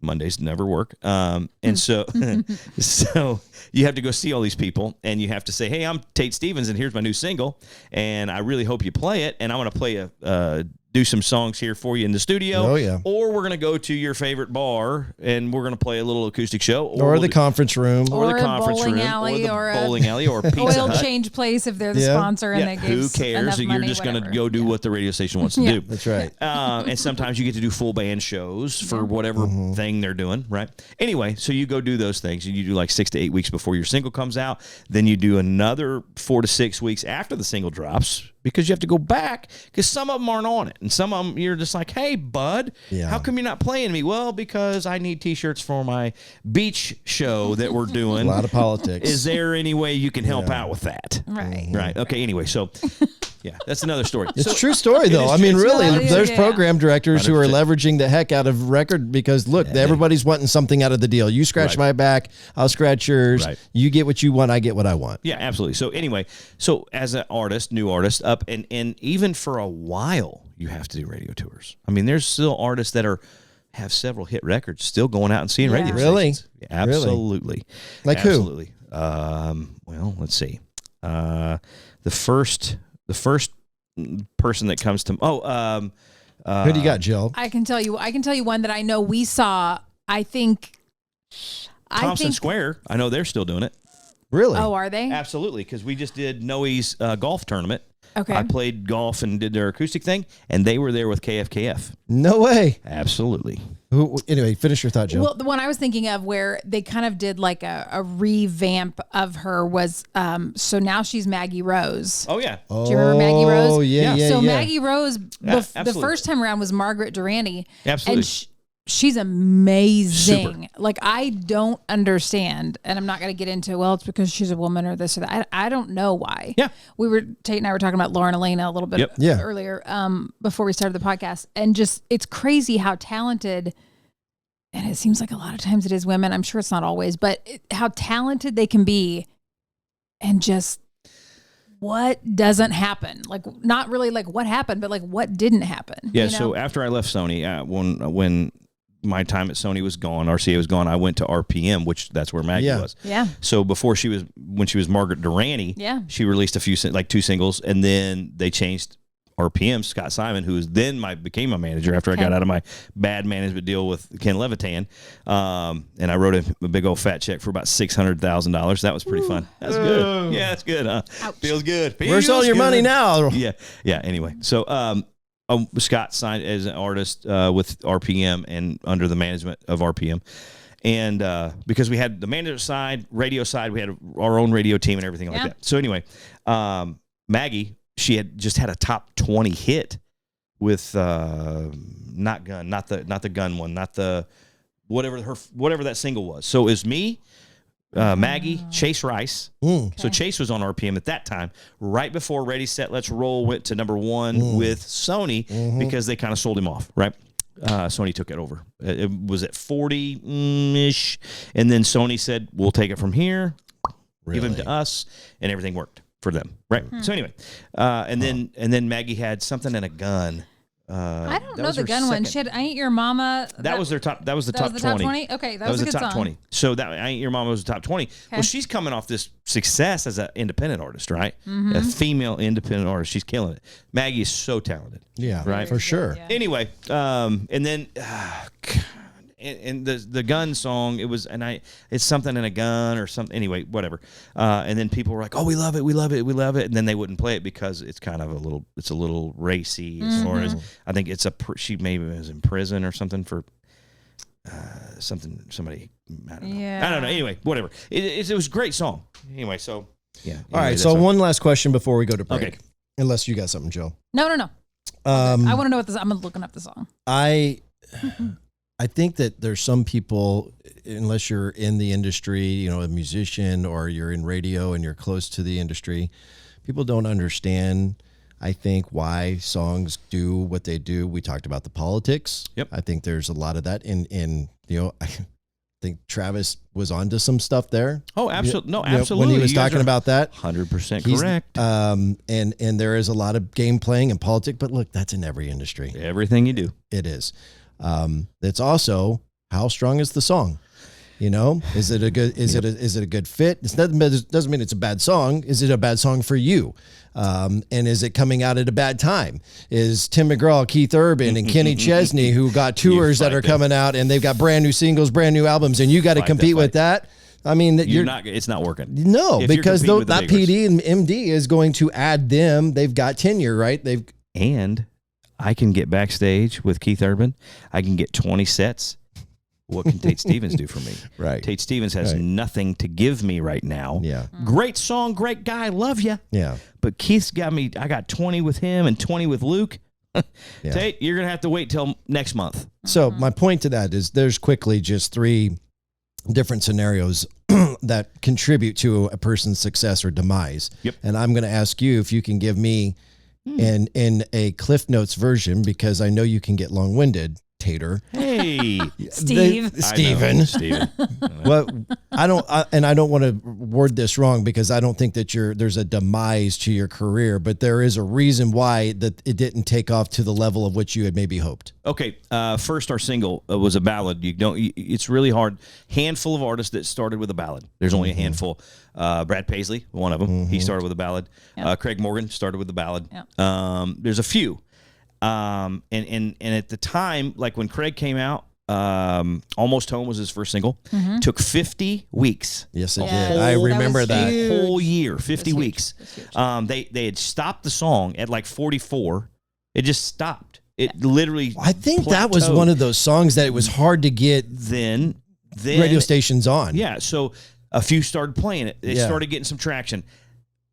They ran at it again. Benny ran at it again because he was at Broken Bow then. Sure. So they pushed and pushed and pushed. You got a top 10 hit. Yeah, with Almost Home. I think it was number 5, I think, or something like that. And then he followed it up with That's What I Love About Sunday, number 1. Right? Yes. Had tempo. Yes. So my song, Power of a Love song, good song, really good song. It's just a ballad. It's a ballad. You can't. And I didn't do a radio tour. I didn't go see all these people. Right. I saw a handful of people. Right. And it's just not going to work, even with a ballad. I think we died at 40 or 41 or something like that with Power of a Love song. And I'm super blessed. So why didn't that song do better? Well, is it because are you putting it against the radio tour? I'm putting a lot of it to the radio tour. Okay. Because I didn't get to go see these people. But I'm putting also with it's a good song. It's not a great song, and it's a ballad. Yeah. And to start your career with a ballad, it's hard, right? Then there's not a lot of push from the label because they couldn't. They didn't have the money. They're already in the hole, $5 million with my contract. So you think about that. If you're a business owner and I come to you and say, hey, I'm already in the hole, $5 million. It's not going to work. They're going to cut me. So, 8 months into this journey, they're like, we got to let you go. It's not going to work for you or for us. We want you to be successful. We love you. We think you're super talented, but we have to wash our hands. Okay. So then I go to RPM, right? We go in and we record 5 songs that aren't ballads, 0 ballads, all tempo, right? And we put out a song called Better at Night. That was what we were going to start with, Better at Night. Kind of cool, weird, eclectic sort of for me. Wasn't real country, but it was what was kind of working at the time. So I'm like, okay, I thought Sweet Life was a better song. I thought That's My Girl was a better song. Anyway, so I think there's part of that. They didn't have the money. RPM we were a kind of a big independent label at the time. They didn't have the funds to push a big radio tour. We started doing a radio tour. People were already picking up. The ones that played Power of a Love Song were already starting to spin Better at Night for us. So we started moving again. Yeah. The wheels on the bus started moving again, right? Yep. So the label shuts down because they run out of money. Yep. Maggie Rose, done with her part of it. Yep. They sell Chase Rice off to Sony. Everything works for them. Great. It was me, and I think it was another artist, and I don't remember who it was. We're done. We're just sitting in the water. Yeah. We're dead in the water with this, and I have this brand new project, and I shoot a video on the Sweet Life. That's why the podcast's called Sweet Life. Yeah. So we shoot a video on the Sweet Life song. CMT puts it on their website, and in 24 hours, we got like 100,000 views or some crazy stuff like that, right? We're like, hey, it's going to work. Everybody was feeling like, hey, this stuff's going to work. And a lot of people were like, this is what you should have came out with first, and then went to the ballad songs and stuff like that. And I'm like, it's not me. I would have come out with a tempo song, even a mid-tempo song, right? Just something that kind of moved, and then went from there. Anyway, so it is what it is. I think, and it's all timing. There's that's what I was talking about earlier. There's timing when, we picked for Better at Night to have a drop date. We went, we found out when Jason and when Luke and when Keith and when Garth and everybody else was going to drop their singles. And we just went and said, okay, we can't do it this week, can't do it this week, can't do it this week. We can do it this week. This is when we're going. This is our date. And we picked a date 6 to 7 weeks out. And we started a radio tour. Well, then halfway through I'm 2 weeks into a radio tour. I think I'm in San Jose, California, and we're driving down the highway with my radio guy. Phone rings. Okay. You want us to finish the week? Okay. All right, thanks. He keeps driving. He said, hey, guys, well, label just closed. Jeez. Oh, my. Okay. All right. So, are we going to do the San Jose show? Yeah, we're going to do the San Jose show, and then we're flying back to Nashville. And I don't have a job anymore, right? Kind of a run of bad luck, huh? Yeah, so it's like, okay, cool. It's just how it works. But here's the thing that I think you're not the only story about that's like that. I mean, this is regular. Thousands. Exactly. It happens a lot. All the time. There's so many great artists that no one will ever hear of. There's so many great artists that won't get a chance. There's so many great artists and that's where I'm blessed. I had a chance. I had an opportunity. You get one. You said had. Does that mean you've hung it up? No. I'm still playing. I still play. I got. Well, I know you play, but are you still pursuing that? You still pursuing a Nashville recording contract? No, because here's why. I think with social media today, I think with certain outlets in radio and things like that, I think there's ways that I can continue to play music for as long as I want to play music, and I can make a living doing it. And sure, am I going to ever have a number one hit? Probably not. Did you build your own recording studio? Yeah, I have one. Okay. It's not mine. It's my producer's. Okay. In his house. But my point is that you can have your own independent thing going on. Absolutely. And that's what we're doing. Especially with all the digital distribution these days. That's what I'm saying. So is it nice to have a label behind you? Yeah, because they're a bank. Yep. They're the bank. Yep. You don't have to fund it. They're funding it. And I'll give you $250. I know, I was trying to borrow some money. Hey, if anybody, so we're going to start a GoFundMe page for Tate Stevens. Right. Anyway. Yeah. So that is what you're doing. That absolutely. You're doing shows, and that's what you do at this point to make a living. Yeah. All this time? Is it just local or no? I'm going everywhere. Everywhere they'll have us, we play. Okay. Yeah. In fact, this week, Friday night, I'm in Liberal, Kansas, at the 5-Star State Fair, and then Saturday, it's my first time playing at home. That's cool. Where? Man. Belton. Oh, what? Yeah. Like home, first like time not in 10 years. First time I played in Belton. We used to have a thing called Belton Community Days, and I think they'd done away with that a few years ago. They have a fall festival every year. Okay. And it's the first time I've actually got to play in Belton since the show. That's really cool. So is your Saturday night. band, That's crazy. is it the same band that then you got when you, after No. X Factor, or are these all No, local guys? These are I'm using a lot of local guys. Well, you're using AJ, AJ, right? yeah, 'Cause AJ plays guitar for me. I have Lance Pollard playing drums. I know Lance. I know He's a that good name. dude. He's Yeah. a great guy. Good He's dude. and no one knew he played drums. Yeah, I knew he played drums. And none of us did. We were like, Lance plays drums? yeah. Okay. And he's really good. Yeah. So, and so I'm using guys here in town and that I know and that I can trust. And here's the thing. I have such...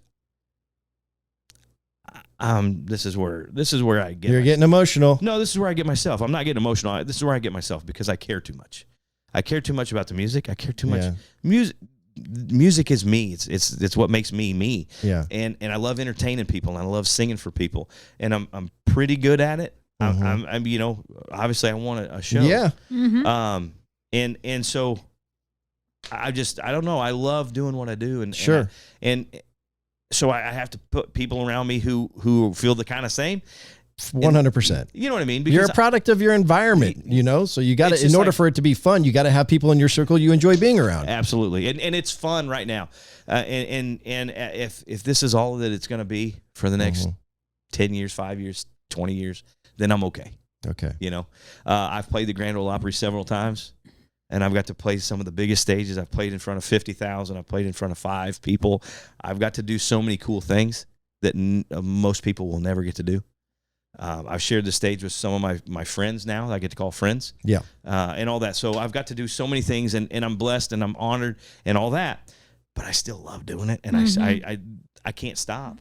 I'll play every VFW hall in the country. I want to go to that show. You know what I mean? So anyway. All right. So here's what we're going to do.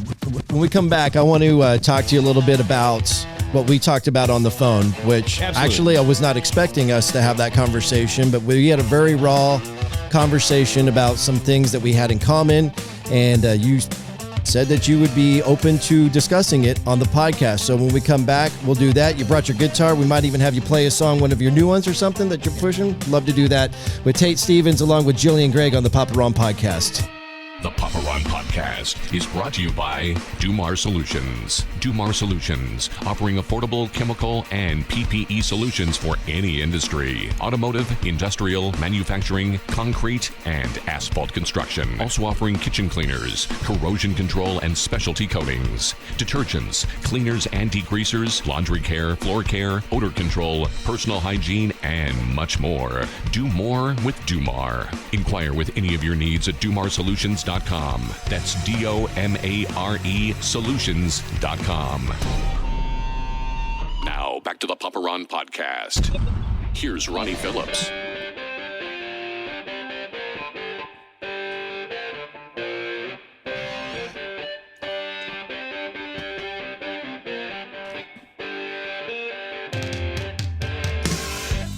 I'm just so thrilled to death that you gave me a call, man, because it had been a long time since we had talked. I think I reached out to you through social media while you were doing the live shows and just said, man, I'm so proud of you, because all of us were. Kansas City was just so damn proud. I remember having internal conversations with Jill in the morning show at Q104 and just rah, go take, just being so proud.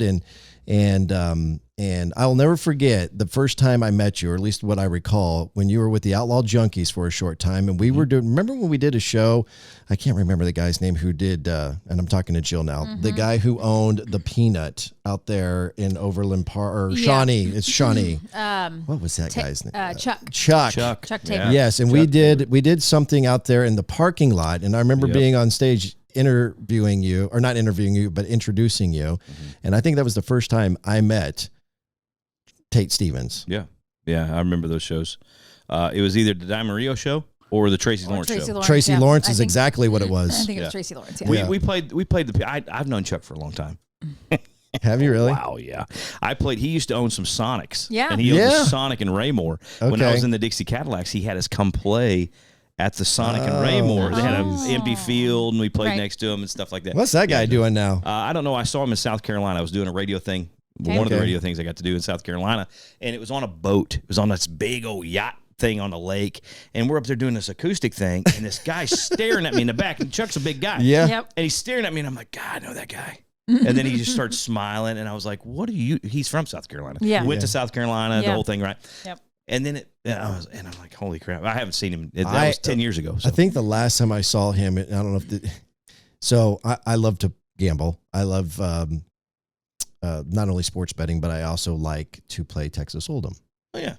And if I remember correctly, Chuck has got his own little gambling problem, and I was watching the World Series of Poker on ESPN or whichever it is, and there was a shot of him in the World Series of Poker. Now, he didn't make it to the final table or anything, but, but he was there. He was there, and he was in. And I was like, holy, I know that guy. Anyway, that's cool. That doesn't surprise me. Anyway, back with Tate Stevens and Jillian. Thank you for being here too. I love you to death. You. And I remember we three, right? Yeah. Yeah, we three. Yeah. We did the Pleasant Hill Opry together.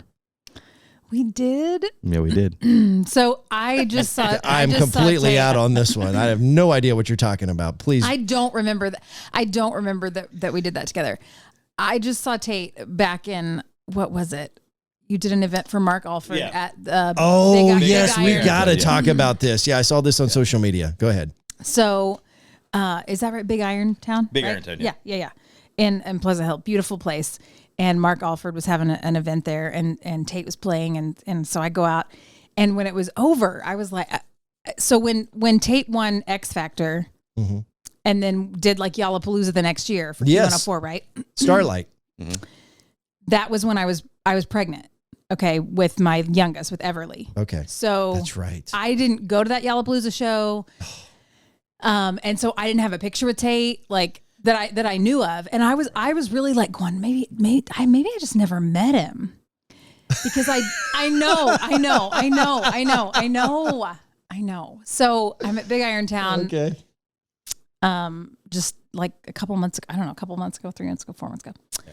And I wait till the end, and Tate's talking, and if you've noticed, he likes to talk, and so I waited a very long time to go make an absolute fool of myself, because I go up and I go, I don't even know that you would remember me. I don't think we've ever met.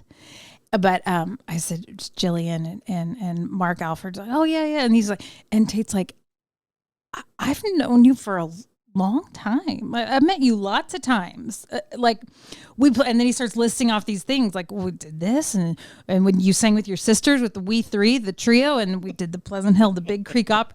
And I was like, oh my God. Because it's the worst. And you've had it happen, right? Where you say, actually, Jill, I have it. No, you're on your own. No, I'm joking.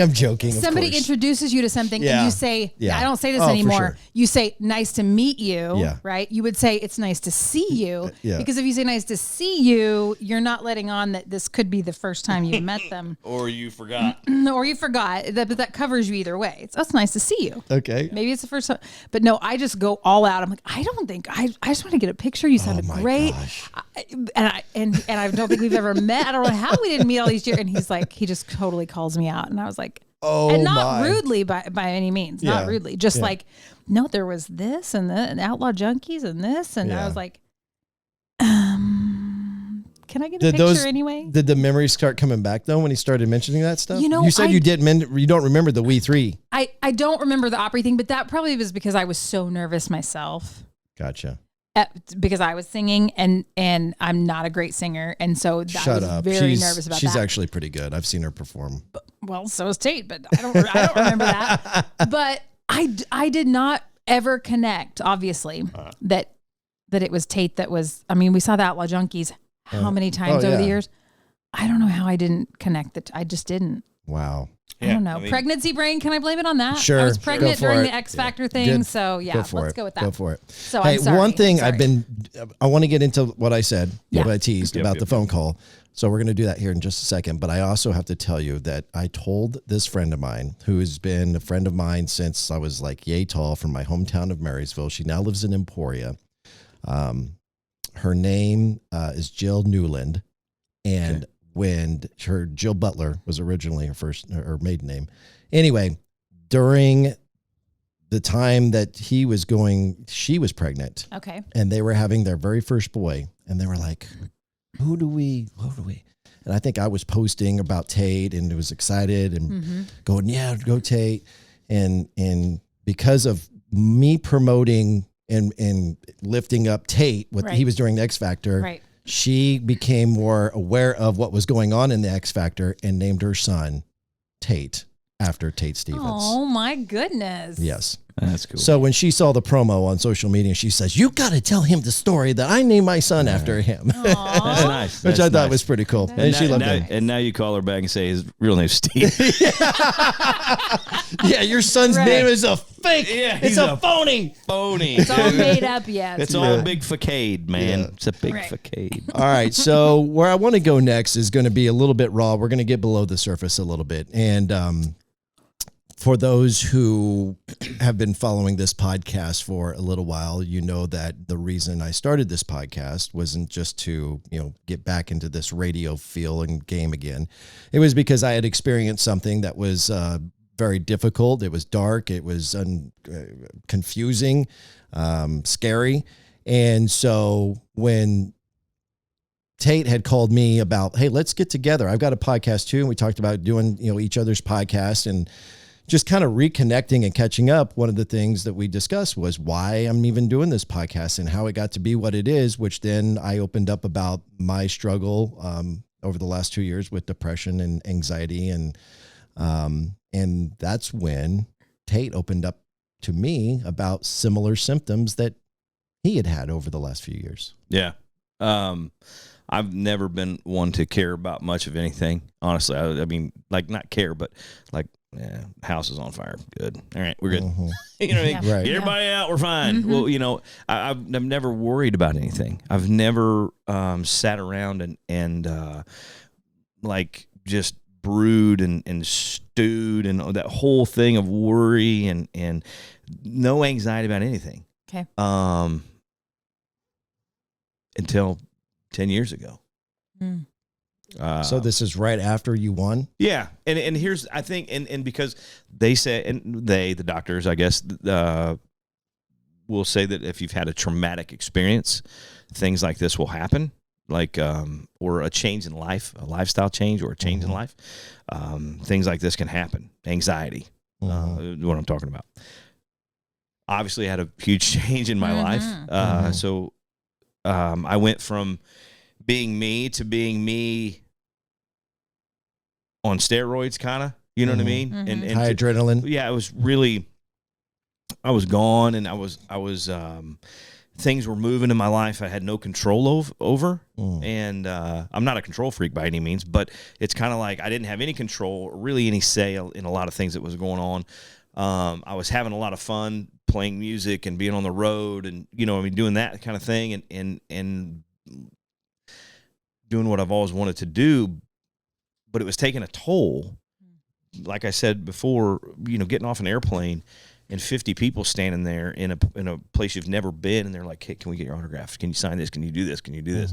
I'm like, well, "That's weird. Okay, yeah, whatever." And so those kind of things, and then the stress. I've never really stressed out about anything, except maybe what I was going to eat. You know what I mean? Like, yeah. What are we going to have for dinner? You know what I mean? Honestly, I'm not. I was stressed out because I knew I had to make something work that wasn't going to work. Does that make sense? Yep. And a lot of people relying on me. I had a band. I had people. I had not agents, but managers and business managers and all these people that counted on me to make money. Was there any stress from the standpoint of now that you've won this show and now you're going to have to live up to a standard, an excellence of, amongst the people who voted for you on the show or people across the country that loved country music and you're feeling like you're seeing like, oh, this isn't working and I've got to... 100%. Absolutely. That's the truth. Now, I'm me. I cannot be anything but me. Right. But I'm a different me. What does that mean? Because I do worry. I do stress. I have anxiety about things. I didn't know I did. Yeah. You're saying a different me today as opposed to then. Yeah. 10 years ago. Gotcha. I didn't know. I was working my ass off. And just like all other artists have to, you're out there struggling and you're trying to do something that's really not. It doesn't happen, right? It's very few and far between that it really happens and works, right?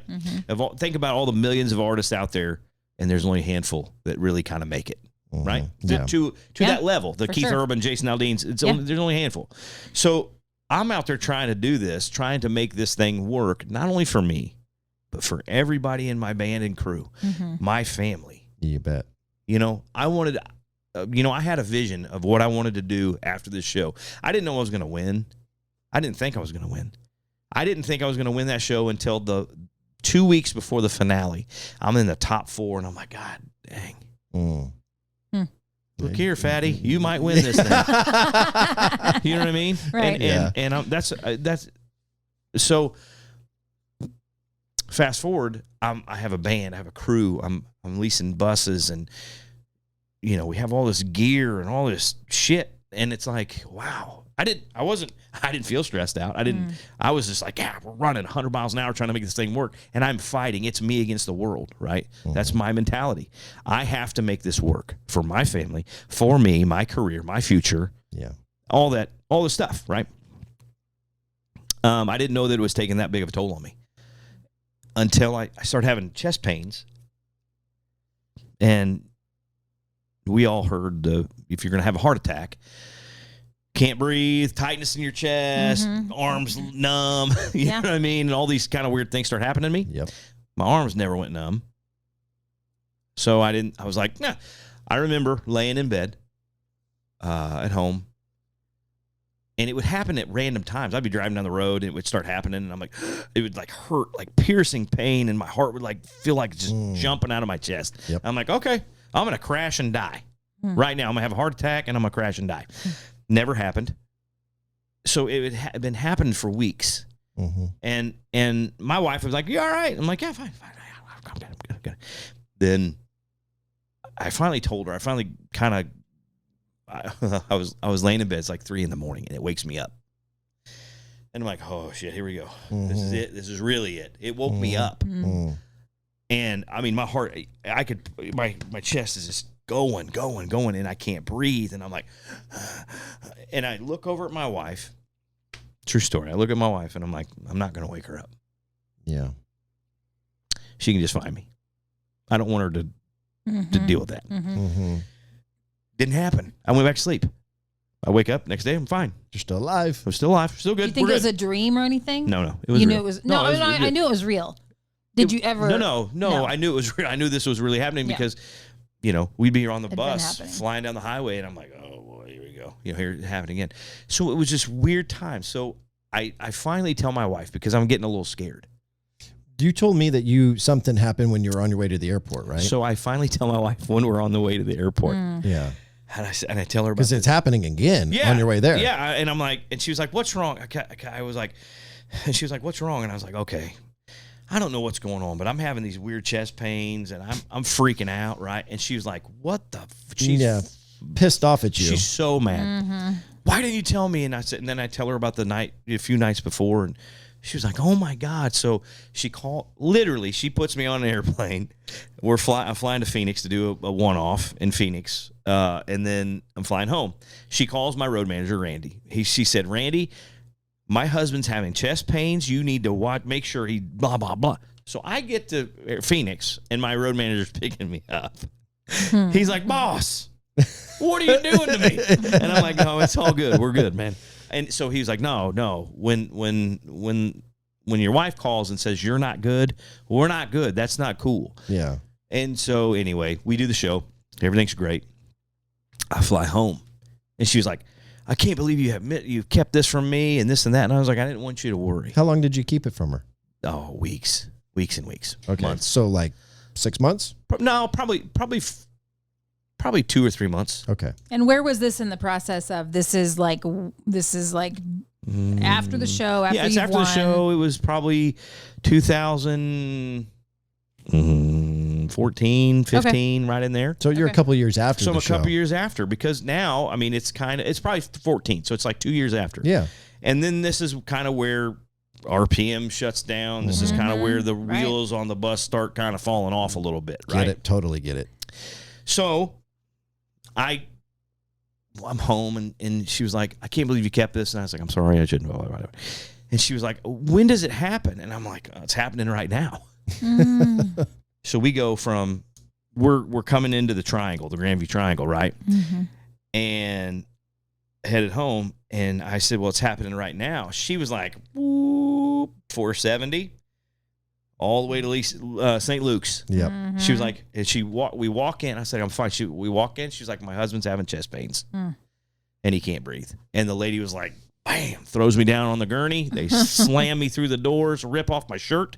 Wow. No, literally, the lady was like, right this way. There wasn't very many people in the waiting room or anything for the emergency room. They literally hooked me up to all these electrodes, and I'm just laying there like, I'm fine, honey. I am fine. She's like, no, you're not. This is happening for so long. And yeah, but she's so mad. Sure. She's so mad. And I guess I would have been too. But anyway, so the doctor comes in after probably 20 minutes. Their EKG's going. All the little graphs are going. He was like, okay, sir, what's been happening? I told him. He's like, okay. When does it happen? I said, it's happening right now. And he looks at all my stuff, and he was like, nothing's moving on the monitor, right? You're good. Yeah.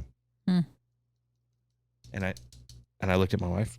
Excuse me. And I said, I told you, I'm good. And he said, no, you're not good, man. Your heart's fine. Yeah. You're not having a heart attack. I think you're having an anxiety attack. You need to go see a doctor about this. I'm like, yeah, good luck. Not happening. When he said a doctor, was he like a somebody, psychiatrist? No, or, I don't know. Or like I mean, a medical doctor? Maybe a medical somebody. I guess a psychiatrist is a medical doctor. But maybe, I don't know. So he's like, you need to go see somebody other than me. I can't. I'm a cardiologist. I can't help you. Right? Gotcha. With your problems. Okay. And I'm like, he goes, lose weight. Right? That's all I'm going to tell you. Lay off the biscuits and gravy. Yeah. I'm just saying. Look, fatty, stop, back, push yourself away from the table. Anyway, so I'm like, all right. So my wife, she sets all these things up, and I go talk to some people, and I find out that anxiety and depression are hand in hand. They're almost one and the same. Yep. I didn't know. I kind of thought that I was not depressed, but I kind of thought that the depression part of it I understood because of the bad things that had kind of went on in the last few years, at that time. I've had a great life, and I have. At the end of the day, do I have anything to be depressed about? No, not really. But at that time, I was fighting this feeling of failure. Boy, can I relate? And it sucks. Yeah. And today it bothers me today even, because when I talk about certain things, I'm like, yeah, well, shit, that didn't work. You know what I mean? And I'm like, Yeah. And then, so anyway, back to the part of so I go see this guy, and he's like, it's one and the same. If you're depressed, you're usually anxious about it, or the anxiety takes over. My daughter fights the same thing. And the doctor said the same thing about her. When she's depressed, she's anxious, and she has these anxiety attacks. And when she has the anxiety, then she gets depressed about it. Right. So it's just a constant cycle. Yeah. And and I got it. I'm like, okay, that's what I'm going through. It has to be because of it's a life change. I've had these major events in my life. Sure. And then I've had these high of highs. Right. Yep. To me, playing the Grand Ole Opry, there's nothing better. As a country artist, to me, standing in the circle, and I've done it several times, and it's amazing every time. And so that part of it is perfect. And then the lows of, you're looking at yourself in the mirror, kind of like you let people down. Yeah, like man, all those millions of people.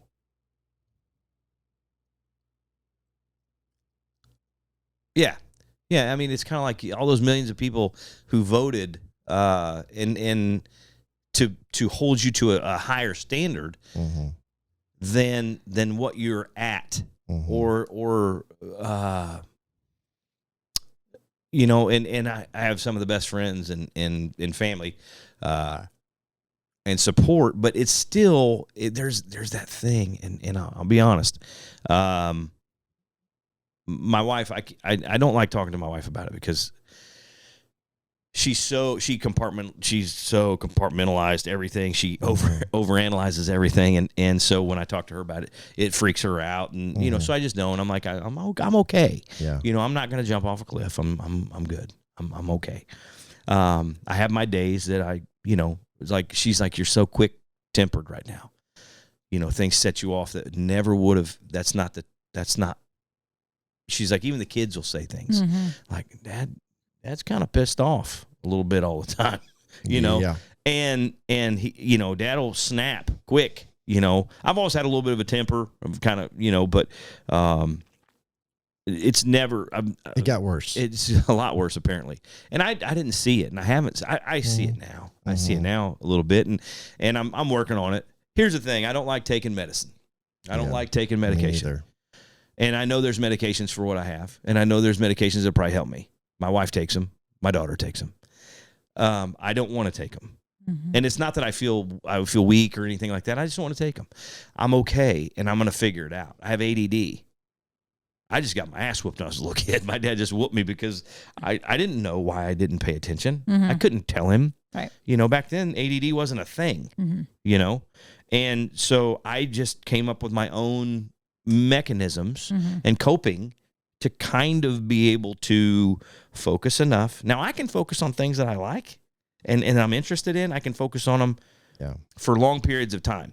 But certain things, it's squirrel. You know what I mean? Yeah. So what are you doing? What are some of the things that you are doing? And the reason, look, the whole point of me bringing this up is to not expose you.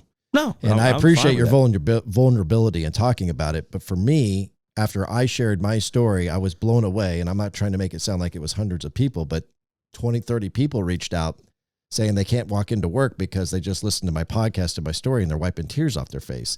Yeah. And they were grateful for me normalizing it and me sharing my story, especially men reaching out, because as men we're taught, you don't share your emotions. You just rub some dirt on it and you get back up there and, you know, don't look like a pussy. You get back in the game, you know, but that's how I felt. You know, I was that guy who internalized all this. And I was like, man, if I show this vulnerability, people are going to look at me as a fake and a phony and blah, blah, all the things.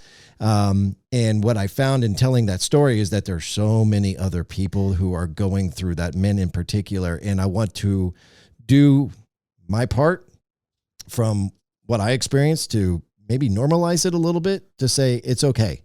It's okay. And you can't internalize it because it is destructive.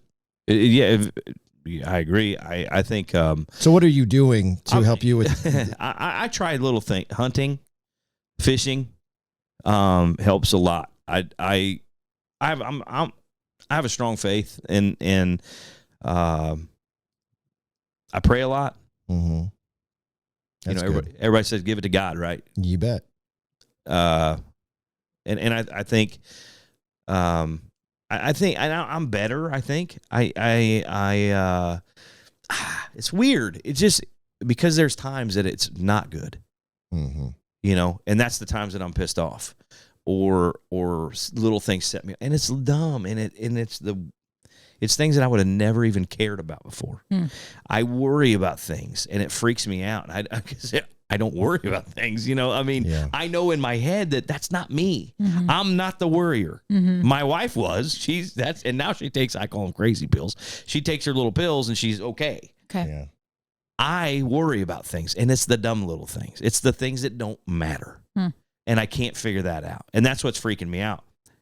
So I'm trying to get better. I'm trying to let things go. you know. I think it's here. I'm an emotional person. I cry at movies. I cry at commercials. I'm just that guy, and I don't care. Good. You know, Good. I'm fine with it. Good. And I grew up in a loving home, and you know, we raise our children we raised our kids in a loving home. They're all out of the house now, so it's just my wife and I, and she tries to get me out all the time. But you know, so it's kind of like it's okay. It's okay to cry if you're a man. It's okay, you know. And if you feel bad about it, you shouldn't. You know, it's okay. Yep, it's okay. It's okay for men. And I'm not, you know, I'm not the most manly man on the planet, but I'm pretty close. You know, I'm as rough and tough as anybody, I think, and it's okay to cry, man, and it's okay to talk to people.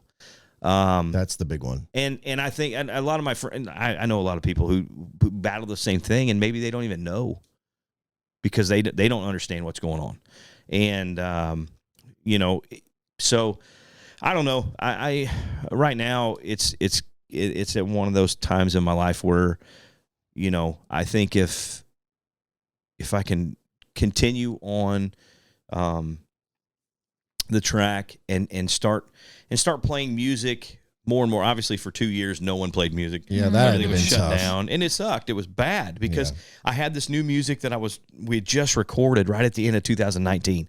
And I was so excited, man. I had a plan. Like, we had people in place.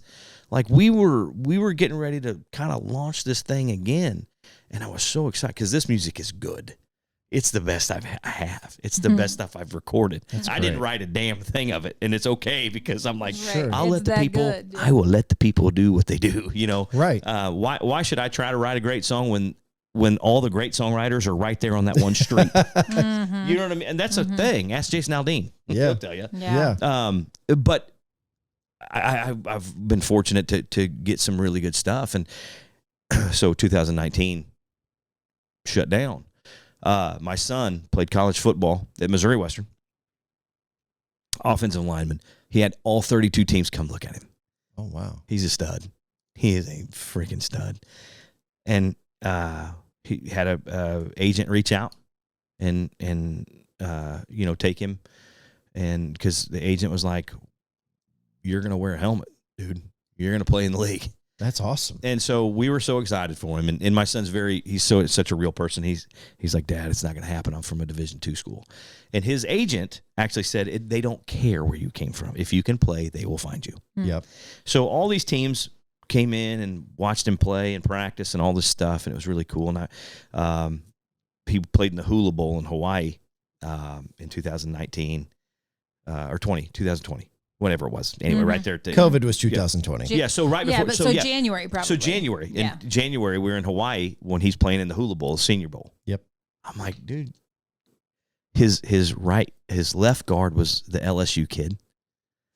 Their right tackle was the LSU tackle. Oh, wow. And I'm like, son, you can play. Yeah. You know what I mean? And he was like, yeah, I can play.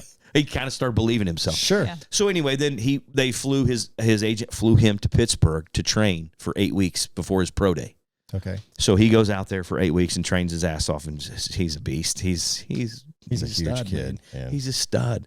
So anyway, I'm so excited as a dad. You're thinking, my God, my kid's gonna play in the NFL. Yeah, right. This is crazy. Better than your whole thing, right? Hell, I'm like, I'll give it all up, man. Yeah, Just yeah. my kids, and so we were so excited, and then COVID.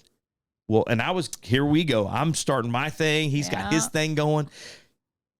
We kind of lose traction on our thing with the music industry shutting down. His pro day gets canceled 2 days before the pro day. So we film his pro day. His agent's like, go film it somewhere. So he does 33 or 35 reps at 225. Jeez. He does his numbers are great. Everything is in the top 5% of all college football players, right? Wow. So then the NFL shuts all their programs down. I guess they can't bring people in and watch it and all that. Sure. So Hayden at that point, I think it hurt him. Hurt me probably more for him than it hurt him. But he just, he was like, Dad, his agent's like, look, Hayden, we might have this shot. You're too good to go to Canada and play.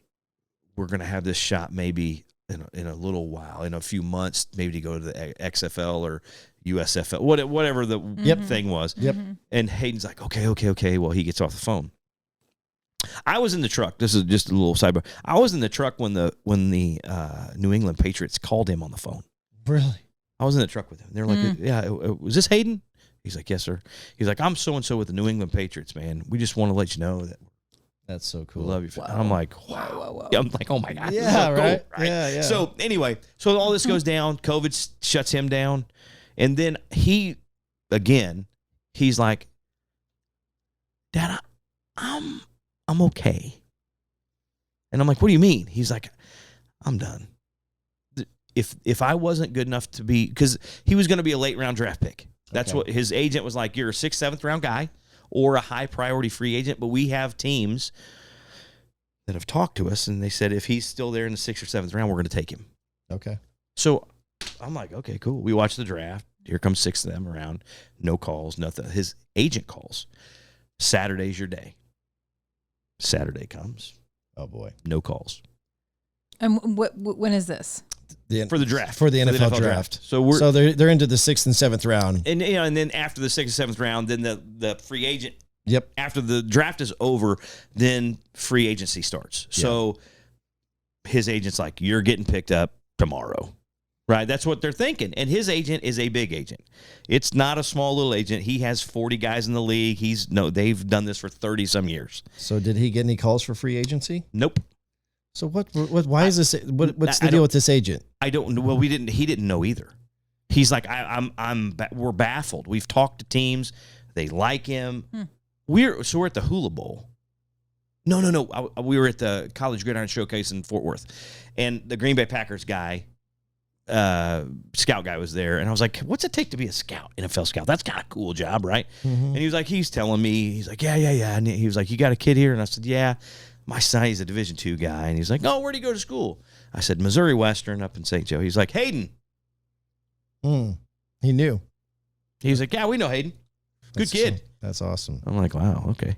You know what I mean? So I'm like, wow, this is amazing. Right. So then, anyway, so it didn't happen for him. And I think my son at that point said, Dad, and he did. He was like, Dad, he said, if I wasn't good enough to draft or to pick up as a high priority free agent or a free agent, then what makes me think they're going to call me in a month or two? And I said, well, just like Harold, your agent, said, people are going to get hurt. Those guys are going to go down. They need practice squad guys. Mm-hmm. And I was like, being a practice squad guy, it's only like $12,000 a week. Wow. And I was like, that doesn't suck. Yeah. You know, and he's like, no, I know, I get it. So, but he just had it in his head that if he wasn't good enough to draft or be picked up as a free agent, he wasn't good enough to play. Now he was good enough to play. Obviously, when he was playing against all these kids from the big Power 5 schools, and he was winning in one-on-ones and they weren't beating him, he was like, no, I know I can play at this level, you know? But then, again, in his mind, he's like, I'm okay that I didn't make it. It's okay. I had a great college career. I'm All-American. I did all this cool stuff. 4-year all-conference player. You know, I'm on their all-decade team at Missouri Western. All this stuff. You know, all this cool stuff happened. He had a great career. Sure. And he's done. I need to move on with my life. Okay. Were you okay with it? No. So not at all. Does this come back to the whole mental health stuff? Absolutely. Okay. Absolutely. For me, because I'm thinking, no, son, you can play. Yeah. You can play, right? Mm-hmm. I'm Dad now. Yeah. I'm like, no, you can play. And he's like, no, Dad, stop. I'm good. So then I was like, okay. So I had to back up. I really did. It was tough. Sure. And I don't tell him he'll listen to this and go, you're such an idiot.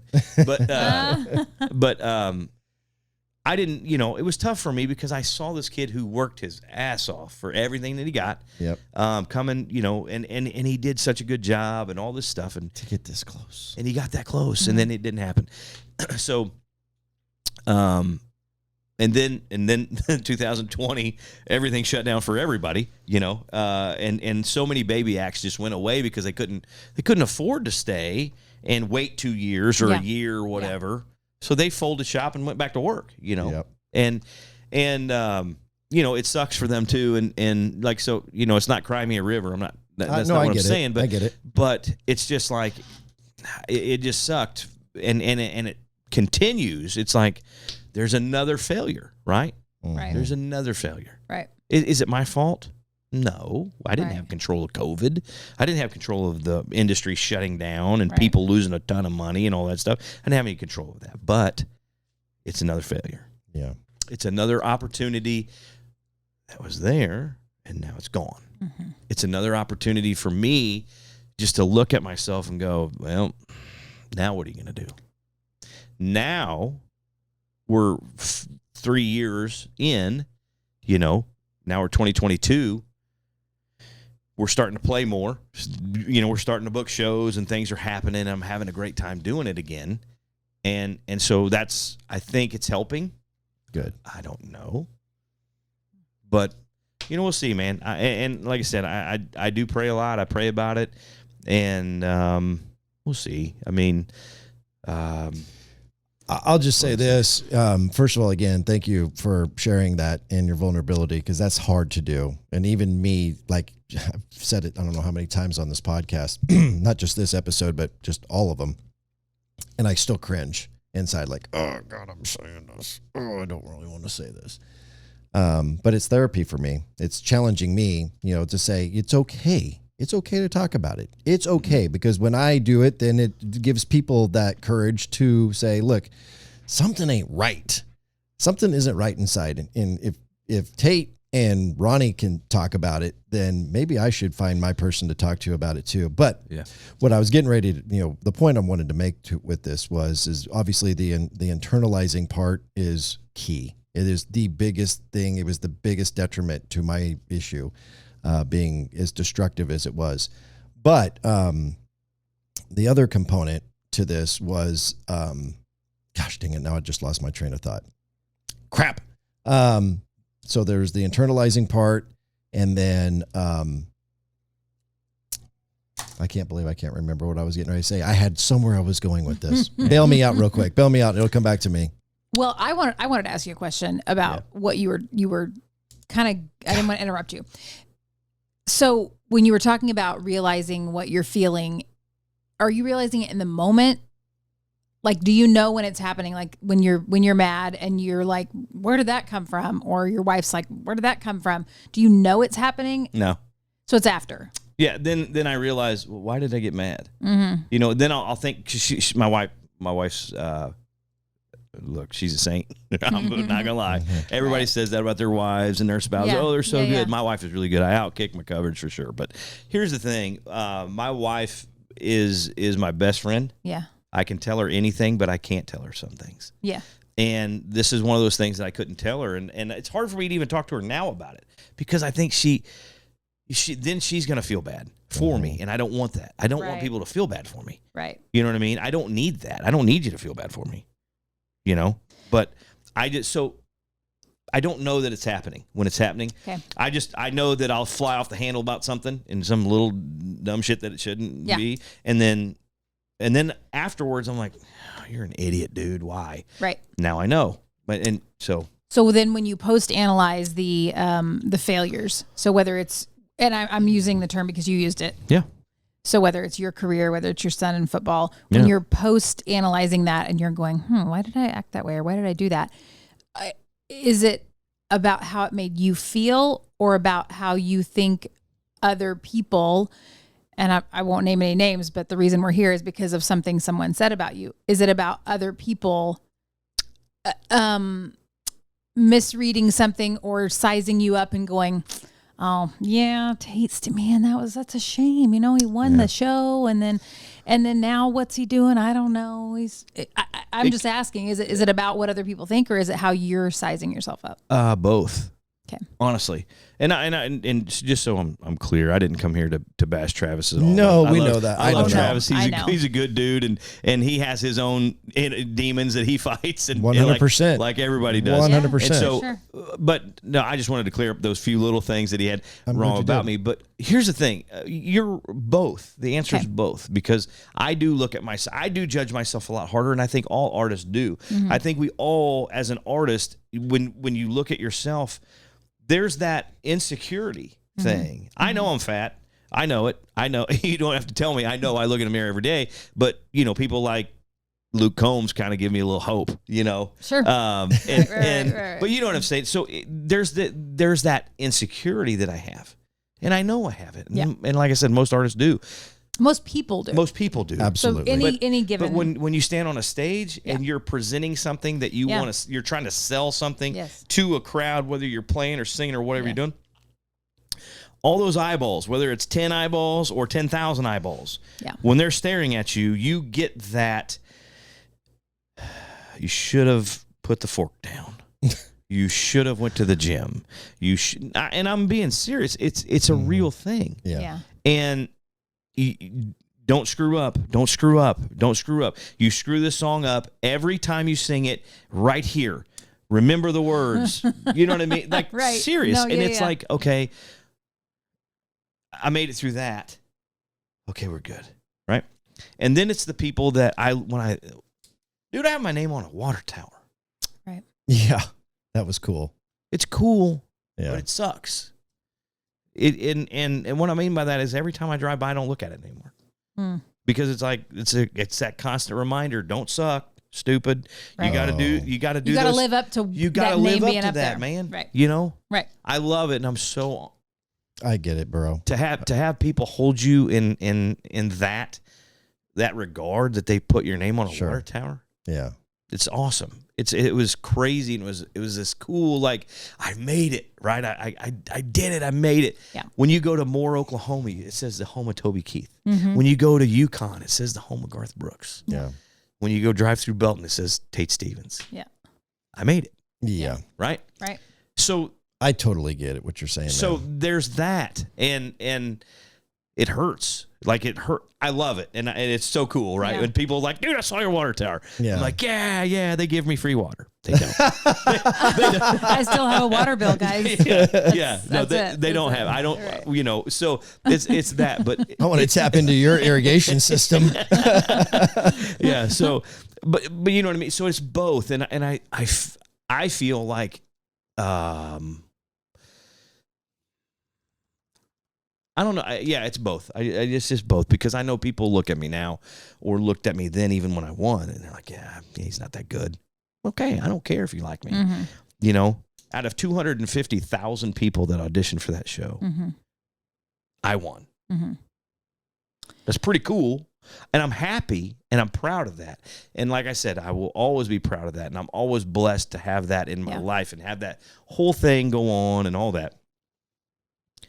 But there's that thing that kind of drives it home.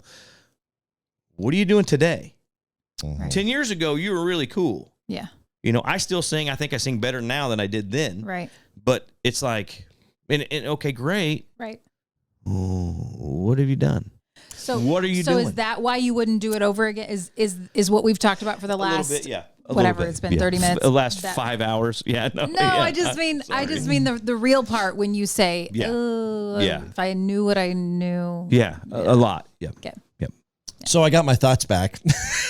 I'm like, how many questions do I have to know, ask? right? I was just waiting for you to shut up. No, I'm joking. What's new? So, the internalizing, big number one thing. There's two more things that were important to me. When I left radio and started doing this kind of entrepreneurial spirit, I was really down the road, forward thinking, making goals, having goals, being a control freak, white knuckling. And when I couldn't control anything anymore, and especially what I was internalizing and all the emotions, that's when I was like, Jesus, take the wheel. Yeah. So I stopped worrying about what's going on tomorrow, what's going on in 3 months from now. What can I control today? Right. And what can I do to make myself 1% better today than I was yesterday? And that's what has kind of helped me. Yeah. The other thing that you just touched on, which I didn't even think of until you said it, was when I left radio and started doing this, the TV show, and then got involved with all these other business ventures. I didn't care about what other people think. In fact, when I left radio, I hung it up. I had no intention, no desire to come back. Yeah. And, hey, it's really cool. I had a great time, met a lot of great people, great experiences. I'm done. Don't care if this is where I'm going. Don't care what anybody thinks. Mm-hmm. Then I start having success. Then I have younger people like Q and Dakota who are reaching out to me, and they're wanting to pick my brain, and they want to be a sponge, and they want to learn from me and see, because they've seen this success. And they're like, and now all of a sudden I'm starting to stumble and fall. And oh my God, all these people were starting to look up to me, and they were starting to see this success. And now if I talk to them about what I'm doing, I'm going to be a fake. I'm going to be a fun. Now all of a sudden I care about what other people think. Sure. I'm challenging myself today to stop caring about what other people think. I care about my family. I care about my friends. I care about what God thinks. And I'm trying to challenge myself to do better in that area. But anything outside of that, it's kind of like our friend Dakota says, the people who are being critical or talking shit, what are they doing? Yeah. What are they doing? The ones that want to be critical of Tate Stevens, go, what you did 10 years ago, what are you doing now? What have you done? What have you done? Well, what are you doing? Yeah. What are you doing, dude? Who gives you the right to talk? There's probably people that are making fun of me for doing this podcast. Here's the thing. If you ain't trying, you're dying. Yeah, absolutely. So you can either get to living or get to dying. Mm-hmm. Yeah. Yeah. Mm-hmm. Makes sense. Makes sense. I just had a little rant there. I'm sorry. There you go. Anyway, you did. Good job. I just want to say it because I feel like it's important for people who are in a rut, if it gives them a little bit of a boost. Yeah. Yeah. That makes sense. I agree with that. All right. You want to play your guitar? I can. Okay, we're going to do this real quick, and then we're going to wrap it up, and we're going to have him. You know what you're going to play? I'll figure it out. Okay, here we go. We're going to wrap up this episode of the Papa Ron podcast in just a bit. When we got Tate Stevens coming back, he's got his guitar. He's going to play us a really cool song. Hopefully it's one of his new songs, because he says he's got these really great new songs, the best songs he's ever had in his life. And I want to hear what maybe one or two of those songs sound like. It's coming up next as we wrap up the Papa Ron podcast. The Papa Ron podcast is brought to you by the award-winning Heartland Waterfowl, airing now on Sportsman's Channel. Check heartlandwaterfowl.com for air times. The all-new Season 9 debuts in July on Sportsman's Channel. And don't forget about the new original series on the Heartland Waterfowl YouTube channel. Check it out and don't doubt the scout. Now, back to the Papa Ron podcast. Here's Ronnie Phillips.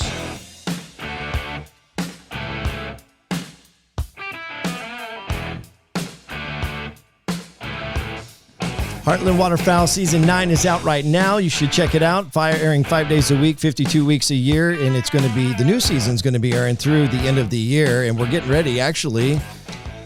Quentin, Q, who's back behind the scenes running the video, he and I and Dakota, the guys from Marathon Media Management, and the rest of the Heartland Waterfowl team, are hitting the road to go film, leaving Thursday, actually, at 4 o'clock in the morning to go film Season 10. Unbelievable. The Season 10 of Heartland Waterfowl. Wow. And so a brand new YouTube initiative came out last year. We're adding to that this year with a series called Behind the Blind, which is going to be a lot of fun, which is a lot of why we see this new technology here that got us started about an hour and 20 minutes late because we were trying to figure out what this equipment does. Anyway, I appreciate your guys' patience with us getting late with that. But anyway, if you get a chance, subscribe to the Heartland Waterfowl YouTube channel and be looking here over the course of this next 2022-2023 hunting season. There's going to be a plethora of new content coming out. All right, Tate Stevens, what you got for me? Well, I'm going to tune my guitar. I didn't want to do this while you were talking. That would have been really Yeah, do it. This is a very raw and authentic podcast. He tunes it by ear without an electronic tuner. That's right. Oh, I wish I could. I wish I could play this thing. Really. Oh, do you have a tuner on it? Yeah. Oh, you do? Oh, I lied. Little snark tuner. It's a snark. Did you call it a snark tuner? That's what it's called, snark. Okay. That's the name of it. Well, you had Jill fueled. Yeah. I thought you were like, she's like listening. Wow. Oh, Got perfect old pitch. school. Yeah. Sorry that the acoustics aren't the greatest in here. If you've noticed, I did put up some acoustic paneling. I've got some more over there that I need to put up, but See that? Well, that's not right, was it? The goose feathers have to help. Right? yeah, actually, all the crap that's on the wall helps out a lot. A lot of dead stuff They on the really wall. do. It I mean, knocks they really down- would. They it would does. cushion the sound. That bobcat over there, whatever that is. Yep, there's two bobcats. There's one over there too. Oh yeah.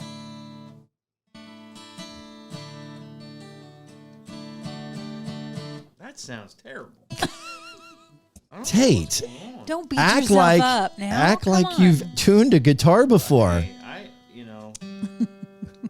whatever. Close enough for the girls I date. Oh my. All right, what are we doing here?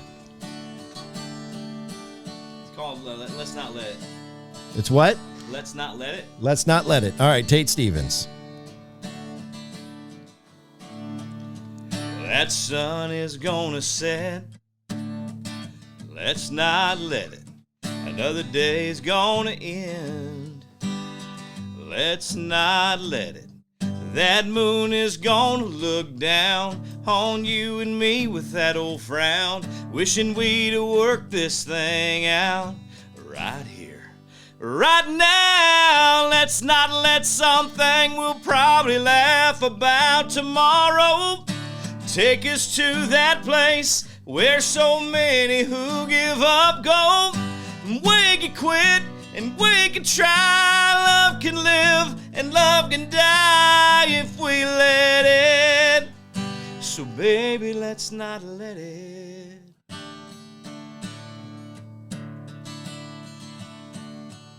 So we get fighting mad. Well, who hasn't? It won't be the last time it happens. Girl, we've gotta hang tough. Let's find out what we're made of. It's gonna rain and get rough. So what? That's love. Let's not let something we'll probably laugh about tomorrow take us to that place where so many who give up go. And we can quit and we can try. Love can live and love can die if we let it. So baby, let's not let it.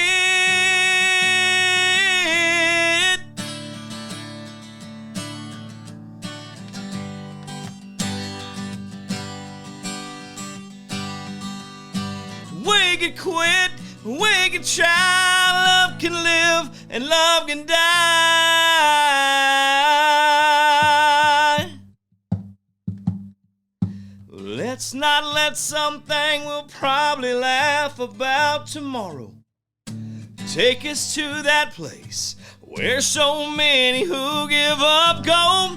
And we can quit, we can try. Love can live and love can die if we let it. So baby, let's not let it. Oh, let's not let it.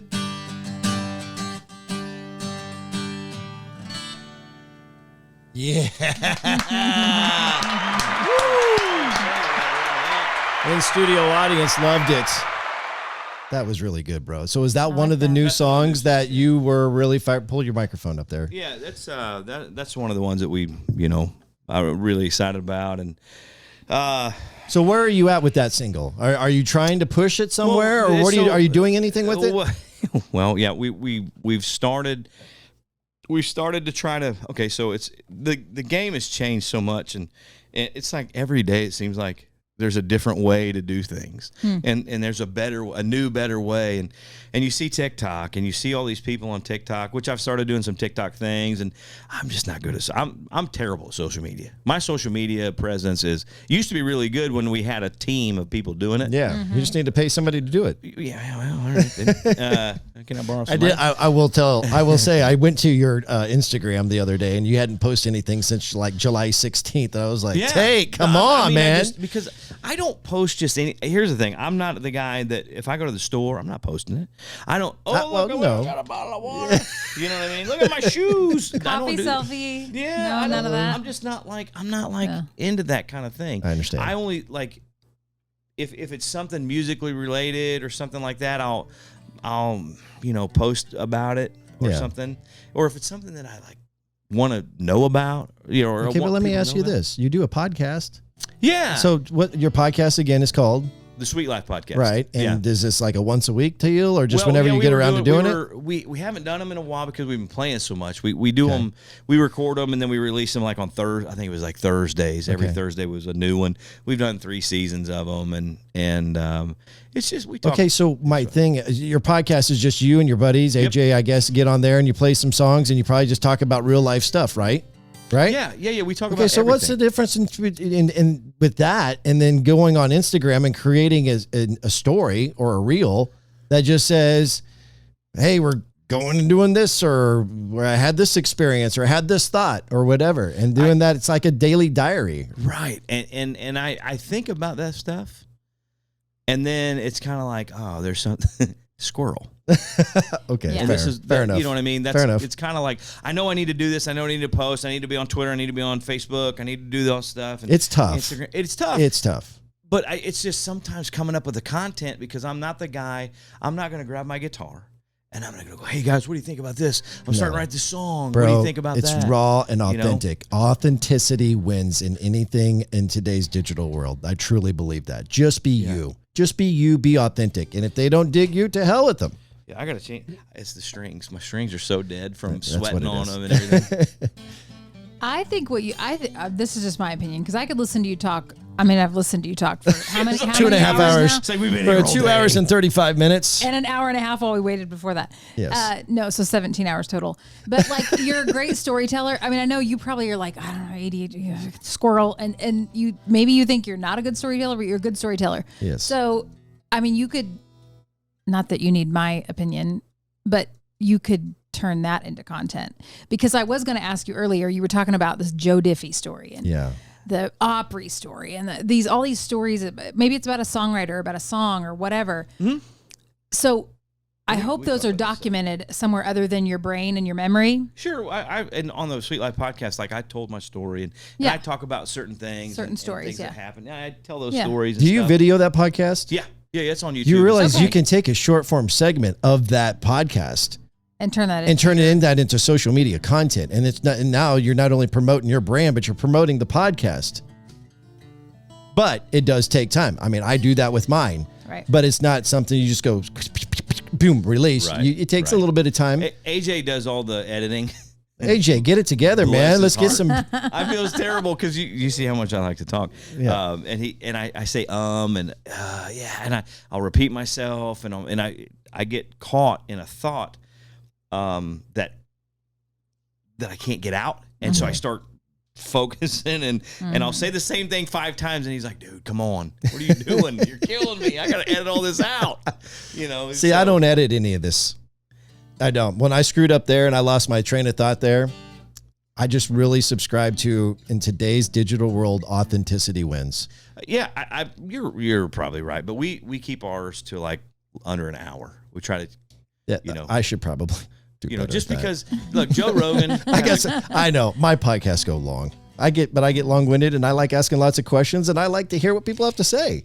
And here's the thing, and there's lots of rules because I've talked to people about, the rules, and I heard you say on one of your podcasts, you got to pick a topic, you got to pick what's your lane, Are you going to be hunting? Are you going to be country music? Are you going to be that's this? Not me. No, we're everything. We talk about everything. Yeah, you're right though. I mean, somebody that's how it's, and you're supposed to record 8 episodes before you release any episode, so that when people like it, then they can go listen to a whole bunch of your episodes. Like you don't just put one out and then put the next one out. Yeah, I broke all those rules. And then the time, keep it under this amount of time or in between this amount of time and this one. But here's the thing, like if I go start a podcast, if I could start listening to yours, doesn't matter, Granger Smith, I love his podcast. He is good. So good.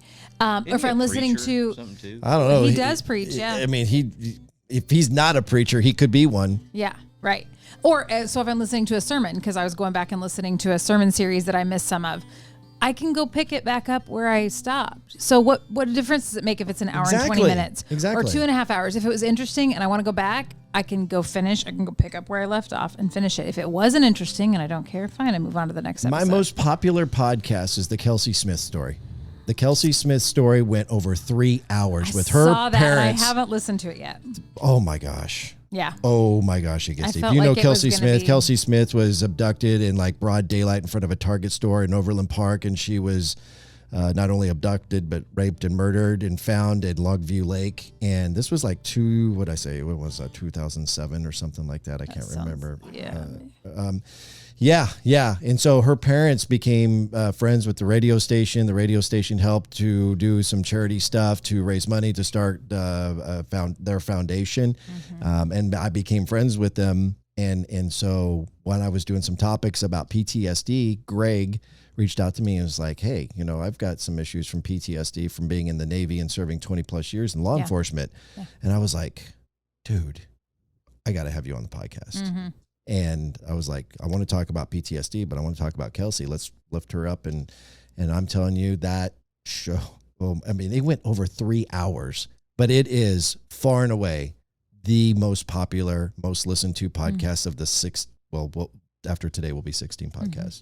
So that whole like, it's got to be an hour, you know, like I'm not buying it. I mean, that maybe it works, but I'm just trying to be authentic to who I am. Right.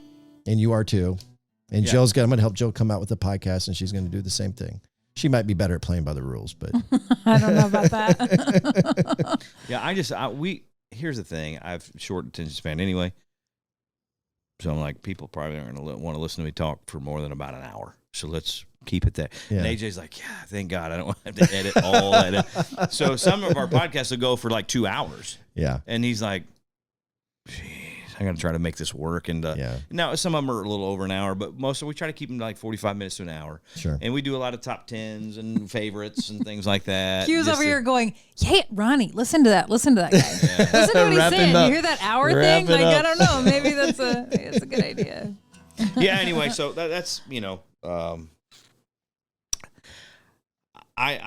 podcast is, like I said, we talk about hunting and fishing. I have my buddies on. I've had, artists on. We're gonna have Craig and guys from Diamond Rio and stuff on. So Ronnie Phillips from Heartland Waterfowl. We will have Heartland Waterfowl on for sure. There we go. For sure. I want to come hunting. Here's the thing. I don't eat duck or goose. I know you don't. It's gross. And it's gross. I don't care what you say. It's I've gross. never eaten it either. And everybody's like, you just haven't had. No, I've had it wrapped in bacon. I've had it stuffed in other things, and it sucks. So you really still haven't done it right. It does take a lot of TLC to make it taste good, but you obviously haven't had it done right. Like, yeah, okay, right. Anyway, so you want to go, you just don't want to eat it. Yeah, I'll shoot them. Okay, we'll just donate them to somebody who's less fortunate, who could probably use the meat. I do that every year with deer. Yeah, we donate a few just to feed people because they're hungry, and deer meat's great. And so, you know, and you're trying to thin out your doe herd. Absolutely, got to do some doe patrol. That's what we call it. Yep.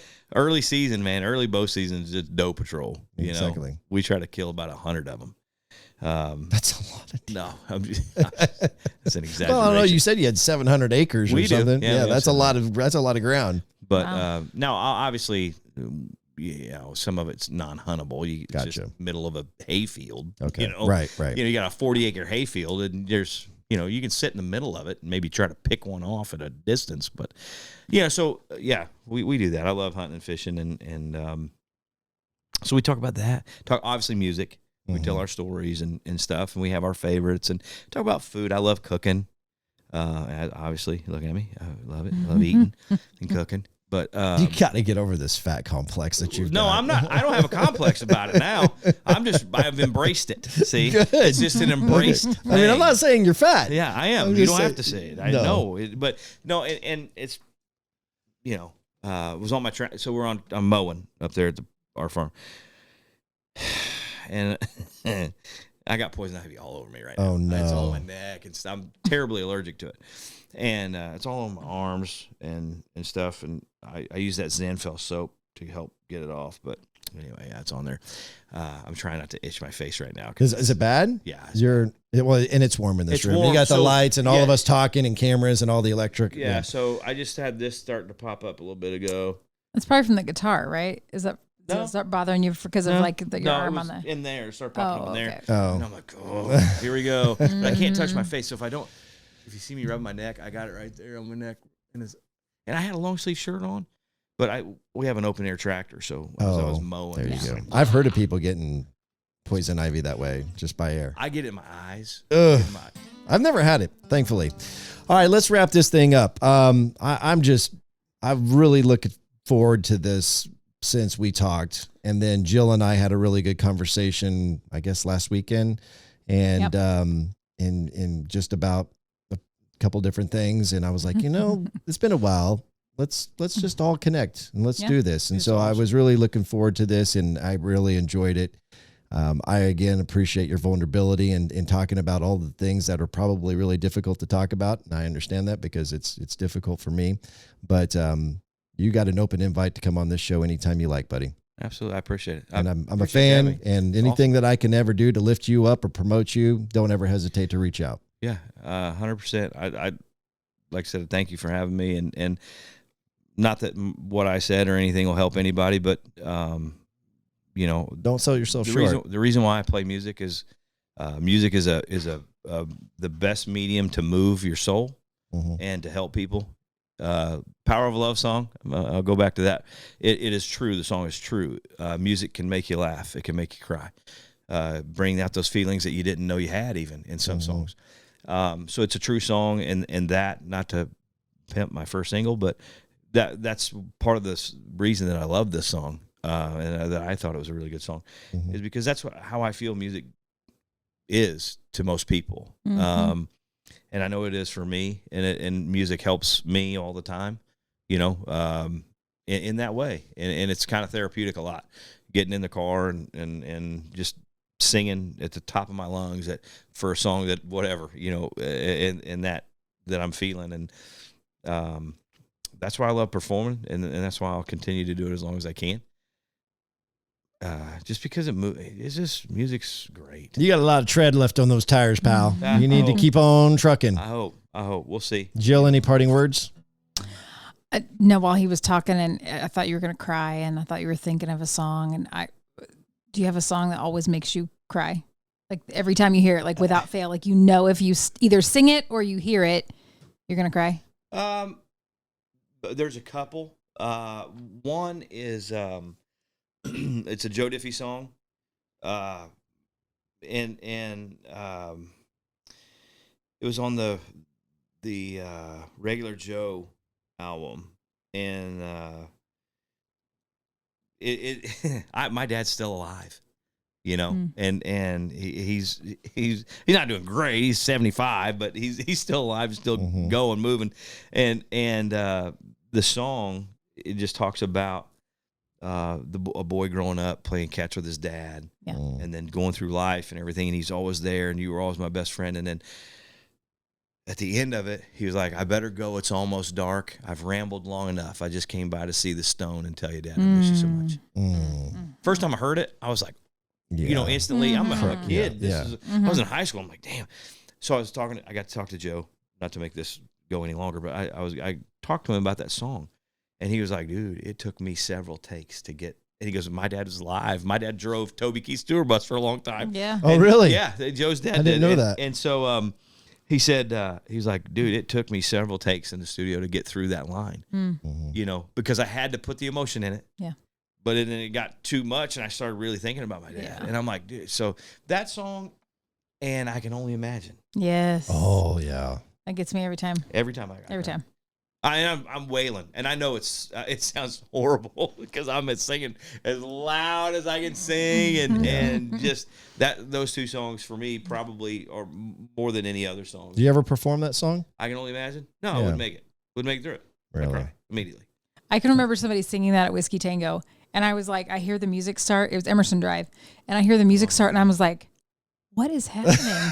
I'm not joking. I was at that one of those tall tables over by the door to go out the side. Yeah. I'm like, what is happening? And I was overcome, and I'm raising my hands, and I'm crying in the middle of Whiskey Tango to a Canadian band, country band, singing. Every time it moves you. I'm telling you, that's why I love music. That is really cool. I did not know that. that song. It's one of those songs. I got to meet Jesus. Not really Jesus, but Jim Caviezel, the guy who played Jesus. Oh, yes. I got to meet him and Mel Gibson. Not name dropping again. I don't do that, but we spent about 3 hours together in Fort Worth. Why? And, How? Through an organization that I belong to called helpingahero.org. We build houses for wounded warriors. That's awesome, man. Is that one of your podcast episode stories? Yeah, I think so. I think so. I'll go with that. If not, I'm not trying to tell you. I don't want you to tell the story now. No. But I'm telling you, I have to pee really, Well, really bad. Okay, so anyway, I'll just tell this. It's quick. It's quick. I promise. It's quick. So I'm putting a timer on you, pal. Speaking of that. So I'm sitting there talking to him, and then I realize I'm like, oh my God. I said, I told Mel Gibson, I said, and Jim, they were sitting there, and we're just kind of talking, discussing things, and I told him I was like, I'd like to try to act in different things, and they're like, you should, dude, you know, I think you'd be great. And I told them my story, and they were like, how come we've never heard of you? And I'm like, I don't know. And they were like, you should be a huge star, man. You are amazing. And I'm like, thank you, appreciate it, whatever.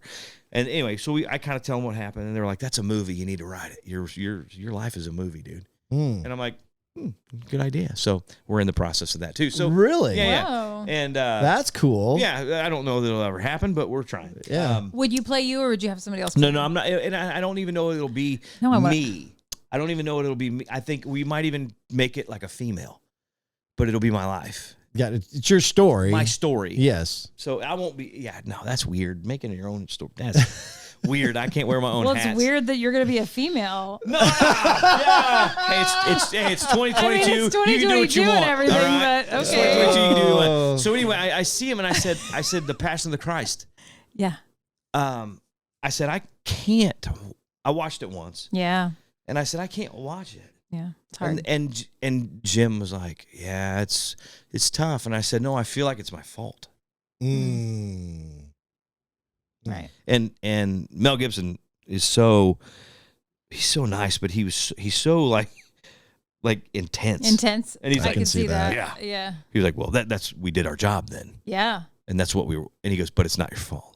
Yeah. Just know that. Right. And I'm like, I know, but I don't know why I feel like that. Yeah. I'm so weird. I'm so weird. I'm gonna stop talking. You know, I'll stop asking questions. I think that you've got a heart. That's one thing I can understand is that, you know, when you start talking like that, you know, it's not about you being weird. For me, it's like, man, the guy's just got a lot of emotion, and that's what makes you cool, man. That's what I like about having you here today. So let's wrap this up. I want to thank Jillian Gregg for being here. I want to thank Tate Stevens for being here, Quentin Berlinick, and also Dakota Thurn, Marathon Media Management. Also Rick Hunter in Tucson, Arizona. Rich Donovan in San Francisco, helping with the production elements of this show. Thank you for listening or watching the Papa Ron Podcast. Have a great night. You've been listening to the Papa Ron Podcast. If you enjoyed this show, hit subscribe now and tell your friends on Facebook, Instagram, Snapchat, TikTok, and other social platforms. To participate on the show, leave a message with your comments or questions by calling or texting 816-558-6389. That's 816-558-6389. Until next time, thanks for listening to the Papa Ron Podcast. Papa Ron Podcast.